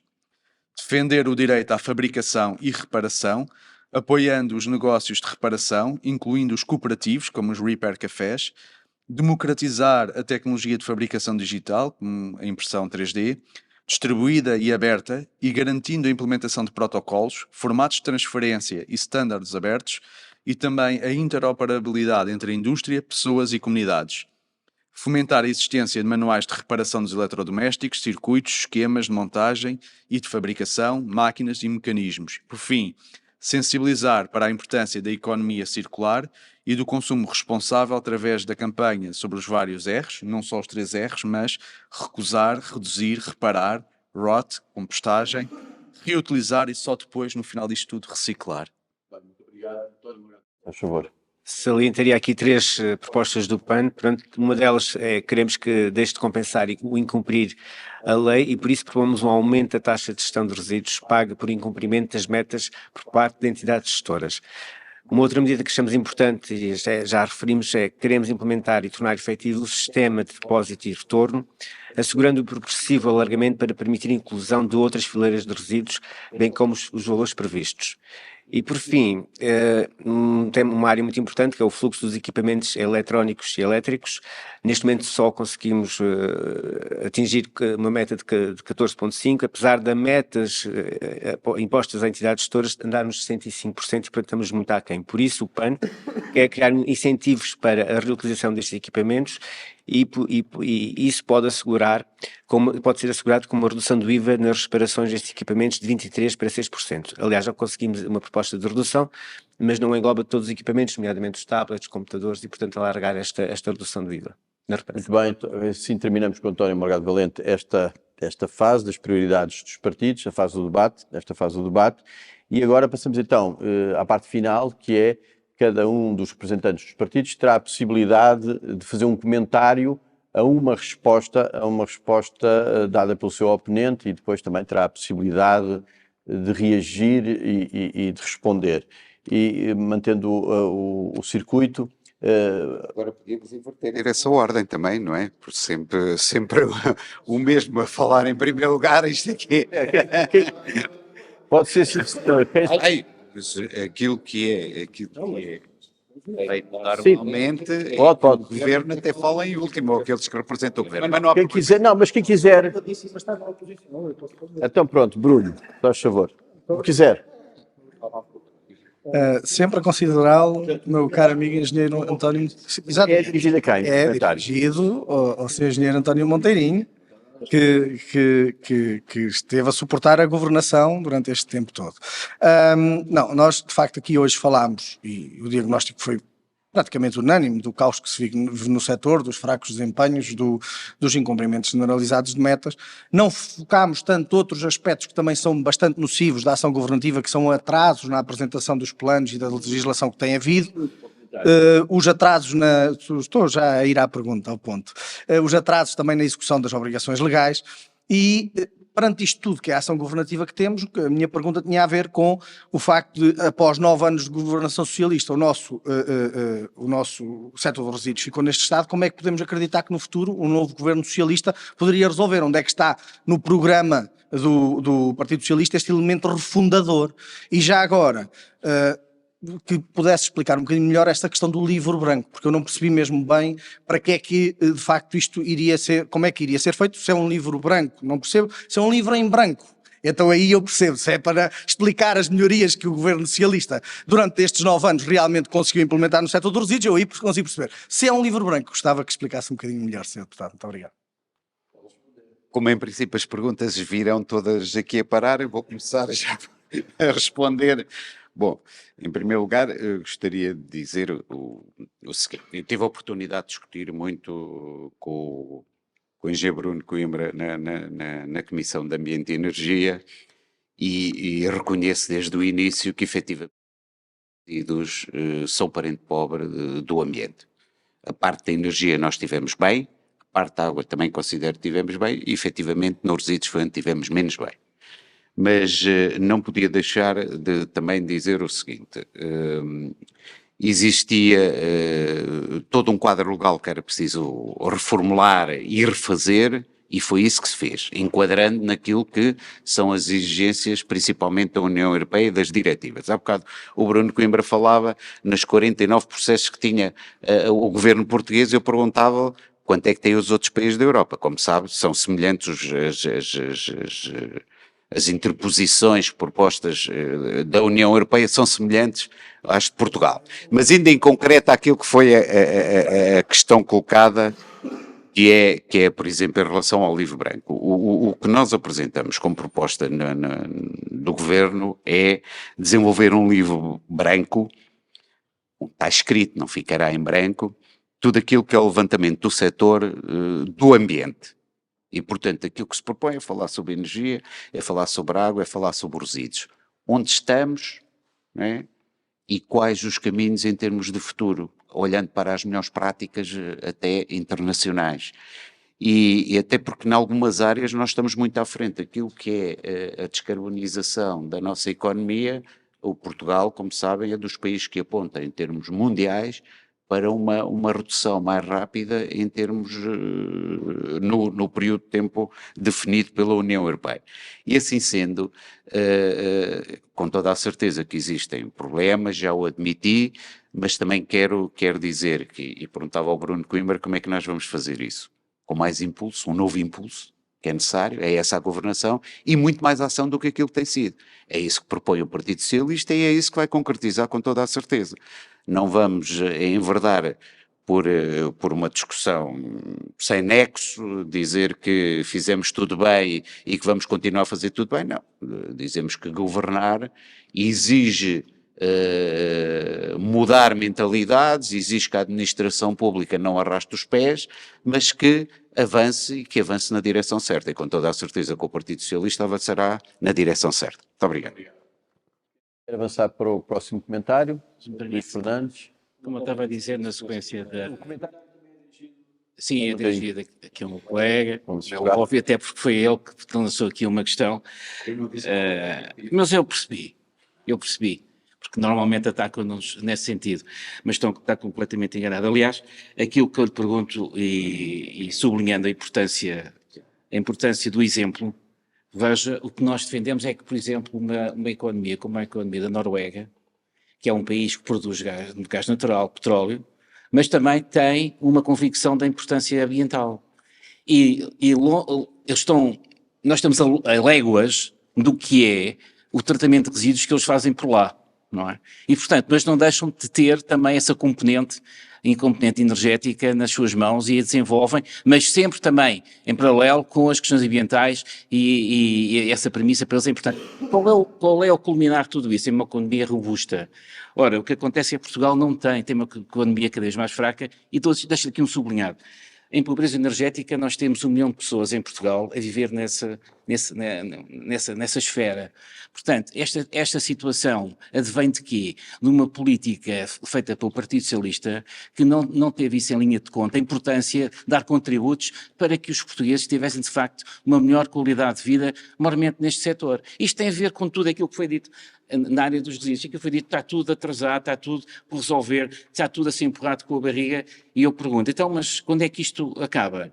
Sejam humildes, aprendam com o que os outros fazem dentro da União Europeia, ou então países europeus como a Noruega. É um exemplo muito interessante de ver, a humildade é uma coisa muito importante, nós temos humildade de aprender com os outros, e portanto, quem esteve na governação todos estes anos já devia ter feito isso. Muito obrigado. Bom, estava à espera que tivesse que responder a mais esta pergunta, mas efetivamente não tocou naquilo que eu tinha falado anteriormente, que era que há partidos no nosso espectro político que não acreditam nas mudanças climáticas. Era disso que eu falava. Não falava da comparação com a Noruega. Mas recentemente tive oportunidade de estar nas escolas a falar sobre os 50 anos do 25 de Abril, que são comemorados recentemente. E por acaso havia uma comparação dos países nórdicos. No início da década do século passado, nós tínhamos uma população de analfabetização de 72% ou 72,5%, e os países nórdicos tinham abaixo de 2%. Passados estes anos todos, esses países continuam abaixo de 2% e nós em 2023 tínhamos 3,1%. Portanto, ou seja, aquilo que alguns partidos aqui estão a dizer é que nós, há 50 anos, tínhamos de ter transformado a nossa economia totalmente e ter acompanhado os países nórdicos sem os recursos naturais que têm os países nórdicos. Vamos ser sérios. Quando fazemos esta discussão, temos que dizer que não houve nenhum país na União Europeia que tenha progredido tanto economicamente como Portugal. No último trimestre do ano passado, teve o maior desempenho da União Europeia. Para dizer, quando nós falamos e comparamos, também temos de dizer o que há de bom. Eu normalmente costumo sempre dizer que é importante falar, eu peço desculpa, mas quando tenho que responder às perguntas é muito mais difícil responder do que propriamente só fazer a pergunta. E para terminar, diria o seguinte, quando nós falamos e apontamos determinados caminhos e quando fazemos críticas, também convém olhar para o outro lado da barricada e verificar que o desempenho económico que o Partido Socialista teve nestes últimos anos foi poderosíssimo, e aquilo que nós estamos a olhar para a economia é uma percepção errada. Os partidos políticos, evidentemente que agora têm tendência a dizer que está tudo mal, mas não é isso. E no bolso dos portugueses não é isso que se sente. E lá estaremos na altura indicada. Sobre as mudanças climáticas, só dizer o seguinte, está completamente enganado. Há uma representante do partido do Chega que participava na Comissão de Ambiente e Energia que apresentou até um relatório forjado forjado, ouça bem, forjado, a falar sobre a não existência das mudanças climáticas. Quando existe um partido que não acredita nisto, tem que assumir a sua responsabilidade. Não é agora vir a dizer, não é bem isso que não fazemos. Vamos ser sérios e vamos aos factos. E os factos é que existe a parte do Chega, representantes políticos que não acreditam nas mudanças climáticas. E, portanto, nós estamos aqui a dizer muito claramente que assim não vamos lá. Porque aquilo que nós temos que fazer é, no ambiente, tratar das questões relacionadas com estas mudanças climáticas. Teve um bocadinho mais, mas tem tido mais agora nesta fase. Temos uma folgazinha. Atenção, há de ter também o seu comentário ou a sua pergunta. Talvez não já, senão fica cansado. Não, eu acho que é sintomático, de uma certa forma, de encarar a gestão da coisa pública. Lamento, António, mas, mais uma vez, quem tem a responsabilidade governativa agora está na berlinda e tem que ouvir. É sintomático, de uma certa forma, de estar na política e na gestão da coisa pública, a primeira prioridade que o António Morgadinho apresentou. Nós estivemos aqui durante 1h30 ou 2 horas a discutir um conjunto de problemas que estão perfeitamente identificados e pusemos algumas propostas válidas para resolver. E a primeira proposta do Partido Socialista é: estude-se. Vamos lá fazer um livro branco. Quantas mais instituições, quantos mais estudos, quantos mais institutos, quantos mais observatórios é que vai ser preciso para vocês tomarem as decisões e passarem a fazer coisas? Eu percebo perfeitamente, do ponto de vista político, o que é que está a acontecer. O vosso candidato a primeiro-ministro está a dizer: agora é que é a altura de fazer. Agora, depois de 8 anos. Há um momento em que a gente tem que dizer: pá, não é santa. É a segunda vez que Não, mas não.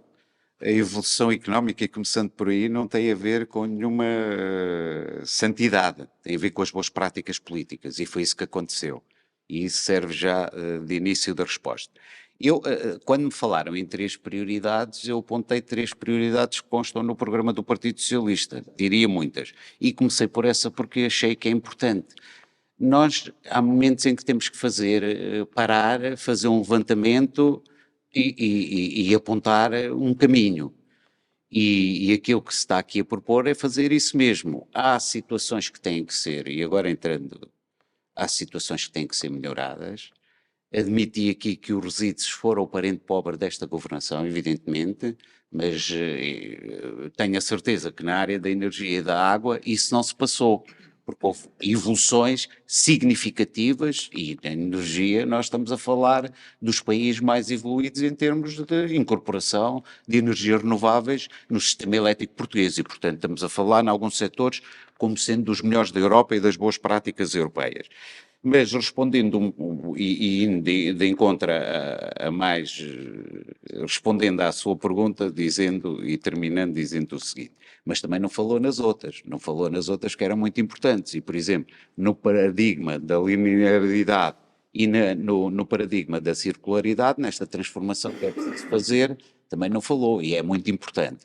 Mas terminaria dizendo o seguinte: há um caminho, há uma visão e há uma estratégia para a área do ambiente. E o Partido Socialista tem-na e tem a prática, e eu tenho a certeza que quando outros partidos também tiverem essa oportunidade, também vão ter a oportunidade de mostrar se efetivamente conseguem ou não, na área do ambiente, progredir como nós progredimos. Muito obrigado. João Monteiro. A minha pergunta inicial, e que eu tinha concebido inicialmente, seria para ser colocada aqui ao colega do PS, mas uma vez que foi levantada a lebre, eu vou mudar o alvo até para dar-lhe um bocadinho de descanso, e uma vez que a lebre foi levantada, vou dirigir a pergunta ao colega do Chega, porque de facto a questão foi muito grave. A deputada em causa é a Rita Matias, que o colega do PS mencionou relatórios forjados. Eu tinha posto aqui nos meus apontamentos estudos fantasiosos que ela apresentou e que negavam as alterações climáticas. Isto é gravíssimo, é gravíssimo porquê? Porque está em causa um dos maiores desafios globais que todos os países têm a dar resposta. Está em causa, para mim, também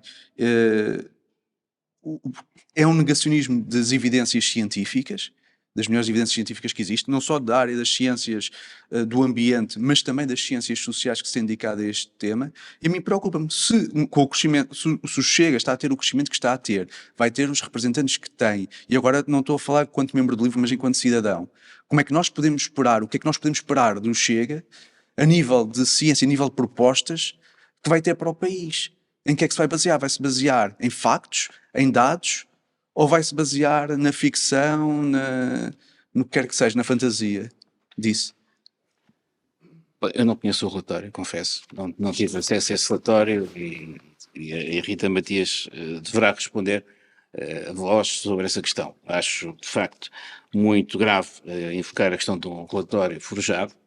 Sinceramente, não conheço, mais uma vez sublinho. Agora, o que eu lhe posso dizer é que, se for ao nosso programa, vi várias propostas nossas no âmbito do ambiente que refletem a importância de nós darmos contributos no que diz respeito a estas alterações climáticas. Não num postulado como alguns partidos de uma esquerda radical invocam, não é? Que leva a questões como o surgimento dessas climáximos que fazem o que fazem, mas na verdade temos a consciência de a importância de nós darmos aqui alavancagem nesse setor. Eu particularmente sempre estive ligado ao setor da energia desde que comecei a trabalhar há 43 anos e, portanto, eu tenho a noção da importância do que é o paradigma energético ligado à questão ambiental na defesa do que é o clima e nas precauções que devem ser tomadas. Não numa visão tão radical como alguns partidos dizem. Agora tenho de lhe dizer o seguinte, é fundamental termos a consciência de sensibilizar as pessoas para esta temática de uma maneira séria e bastante focada, porque há muita gente que está a entrar num ritmo muito extremado que pode não atingir o objetivo pretendido. Eu, quando falei na questão da Noruega, com outros países nórdicos, onde eu fiz vários projetos, eu sublinho que dentro daquelas sociedades nórdicas há, de facto, essa consciencialização. E é isso que eu defendo e é isso que o meu partido, no programa eleitoral, tentou plasmar. E eu acho que está lá plasmado. Essas questões, como mencionou, eu próprio vou falar com a Rita, porque, de facto, há aqui uma acusação grave que tem que ser trabalhada e analisada. Morgado Valente. A minha questão também é para o Agir António Monteirinho, que são duas. Uma tem a ver com a intervenção que inicialmente fez sobre aquilo que é necessário todos os participantes estarem envolvidos neste processo, das juntas de freguesia, as câmaras, do Estado Central. Mas dando aqui exemplos concretos da minha experiência como autarca em Lisboa, é que me apercebo que a delegação de competências tem muitas falhas. Tem muitas falhas porque, por exemplo, a recolha dos ecopontos é da responsabilidade em alta das câmaras que vão retirar, mas depois é da junta de freguesia, a limpeza e a higiene das ruas, e depois aquilo que era para ser reciclado acaba por ficar espalhado na rua e acaba nos indiferenciados. E a minha pergunta é, como é que se conjuga e organiza todo este processo e não responsabilizando depois o Estado Central, porque acabam por ir delegando competências nos órgãos seguintes e não há aqui, parece-me a mim, que não há aqui uma estrutura que organize todo este processo. E depois mais uma questão que não tem muito a ver com a governação do PS, mas sim antes de entrar o PS foi feita a venda da EGF. Isto é uma área estratégica para o país, os resíduos, e qual é, se consideram que foi, nós não temos nada contra os privados, muito pelo contrário, mas tendo em conta que é uma área estratégica, do seu ponto de vista, se foi uma boa decisão ou não? Duas questões. Portanto, a delegação de competências. Eu costumo dizer que há críticas é porque se fez algum trabalho, porque se não houvesse críticas significaria que não se tinha feito nenhum trabalho. Evidentemente que nós estamos num processo evolutivo. A delegação de competências, como vocês sabem, na área da educação, na área social, é um processo que iniciou-se agora. Mas se nós perguntarmos aos autarcas se estão ou não satisfeitos com esta delegação de competências, com toda a certeza que eles vão responder que sim. Porque aquilo acarretou para os municípios uma visão mais integrada e uma gestão territorial muito superior àquilo que tinham anteriormente. E, portanto, eles estão satisfeitos, apesar de dizerem que o pacote financeiro não é suficiente, apesar de existirem críticas diversas sobre a transferência por exemplo, dos recursos humanos, em que há dificuldades, em que se calhar estão aquém daquilo que são as necessidades, mas a delegação de competências é sem dúvida alguma um benefício. Posteriormente, as autarquias também delegam nas juntas de freguesia. E evidentemente que também é um processo evolutivo, que tem os seus prós e os seus contras, mas temos que evoluir e temos que responder moderadamente ou a pouco e pouco para resolver esses problemas. Portanto, não há aqui uma bala de prata para resolver os problemas todos, há única e exclusivamente um trabalho que é preciso fazer e um trabalho, como disse bem, integrado e complementar com todos os intervenientes dos diversos setores. Não pode ser feito de outra maneira, nem de outra forma. Em relação à venda da EGF, eu ainda não tenho uma posição totalmente fechada. Eu acho que foi uma decisão e, como tal, haverá quem olhe para ela num sentido crítico e haverá quem a apoie. Eu não tenho ainda uma visão definitiva sobre se foi uma boa decisão ou não. Acho que deve ser analisado e com toda a certeza que haverá. Também não ouvi a sua posição, não sei se concorda ou não com essa venda da EGF.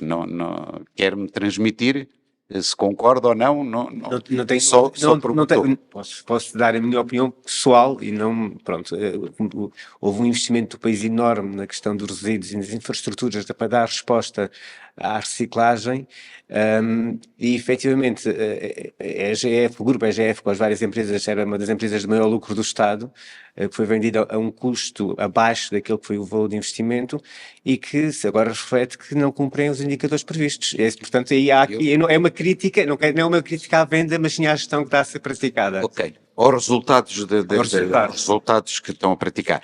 Só para terminar, para dizer, e aproveito a oportunidade para dizer que aqui as duas esquerdas que aqui estão não diabolizam a iniciativa privada, como às vezes querem crer, até no setor dos resíduos e no setor do ambiente. A esquerda não diaboliza, antes pelo contrário, há práticas e há, sem dúvida alguma, setores onde os privados têm que estar, sendo que a aposta deve ser nos serviços estatais e depois, então, e sempre também nos privados. Se me permitir, o PAN também não diaboliza os privados, muito pelo contrário, fazem parte da economia, são fundamentais para a nossa economia e se puderem participar e contribuir melhor ainda. Até nem sei porque é que o PAN está desse lado, mas pronto, deve ter sido por causa da madeira, não sei se será assim. Não acredito, foi por causa da questão de espaço, mas agora o que é importante é que haja, depois quando os privados não cumprem as metas, têm que ser penalizados e não o Estado dar benesses como tem feito a fazer. E agora chegou a vez do comentário do António Monteirinho, ou da pergunta. Tive que responder a tantas perguntas que já nem sabia qual era a pergunta que tinha para fazer, exatamente. Não, mas é para o PSD. Tive a oportunidade de estar com o Bruno Coimbra em muitas discussões e hoje é mais uma. E a minha pergunta é, eu tenho a certeza que na parte dos resíduos, grande parte das críticas que foram feitas e imputadas ao Partido Socialista e à sua governação são corretas, mas ouvir o Bruno um bocadinho mais a falar sobre, de uma forma geral, a questão do ambiente, incorporando também aqui a água e a energia, se efetivamente também houve um trabalho produtivo ou não da parte da governação. Era isso que é a pergunta que eu deixaria. Eu acho curioso que o José António Monteirinho e o Partido Socialista precisam de algum tipo de validação por parte do PSD. Eu espero que não precisem, porque não a vão ter. Quem está há quase 9 anos a governar, mal era se fizesse tudo mal. E há uma visão do Partido Socialista relativamente à política climática e um conjunto de preocupações que nós partilhamos. Outra coisa é a forma de lá chegar. E aí nós temos divergências profundas em basicamente tudo. E isso eu escuso estar a aprofundar, porque basta acompanhar o trajeto parlamentar para ver como nós fomos críticos em várias das opções do Partido Socialista no que diz respeito ao setor das águas. Então aí é por demais evidente. Nós tivemos grandes discussões por causa da escassez hídrica, da gestão hídrica, de um conjunto de atrasos que o governo socialista acabou por promover com grande prejuízo, no nosso entender, para esse setor. Na questão da energia também tivemos divergências profundas. Ontem tivemos aqui um debate da energia onde isso foi muito claro. Na política climática também achámos que havia muito mais, apesar de lá estar, das preocupações serem comuns e dos objetivos também, haver da parte do Partido Socialista muito mais narrativa do que a ação, e julgo que isso também está bom de ver. Eu peço desculpa não ir ao encontro dessa apologia do Partido Socialista, mas de facto não é possível. Se fizer um exercício honesto de tentar ver, eu consigo reconhecer que o Partido Socialista tem um conjunto de princípios ou um conjunto de preocupações semelhantes em muitos aspectos. A forma como o Partido Socialista governou é por demais nociva todos esses setores da política ambiental, e o PSD foi sempre, não é de agora, não é deste debate, tem que ser coerente com aquilo que fui dizendo nos meses todos passados e nos anos todos passados, alertando para um conjunto de coisas. Nós fomos batendo por causa de 9 anos de atraso na publicação do ProSolos, atrasos no Pensar, para atrasos no PERSU. Nós fomos sempre alertando para um conjunto de coisas, e portanto eu hoje não posso ter um discurso diferente, ainda para mais, sendo coerente. Não me podem acusar de eu estar a fazer porque agora estamos em campanha. Nós sempre dissemos isso e sempre defendemos uma ação política bastante diferente. Muito obrigado. Bem, muito obrigado. E assim chegamos ao fim deste debate sobre resíduos, debater o ambiente. Foi o nosso propósito, é o nosso propósito. Amanhã continua com o setor da água em debate. Quero agradecer a todos os intervenientes, ao António Monteirinho, ao Bruno Coimbra, ao Luís Fernandes, ao Sérgio Loureiro, ao João Monteiro e ao António Morgado Valente. Muito obrigado pela vossa participação. Este é, como eu disse, o nosso propósito no âmbito das eleições legislativas, que terão lugar a 10 de março, trazermos para o debate grandes questões do ambiente, energia, resíduos e água. Amanhã cá estaremos, às 9h30. Agradeço também a todos aqueles que nos acompanharam ao longo destas 2 horas. Muito obrigado e até amanhã.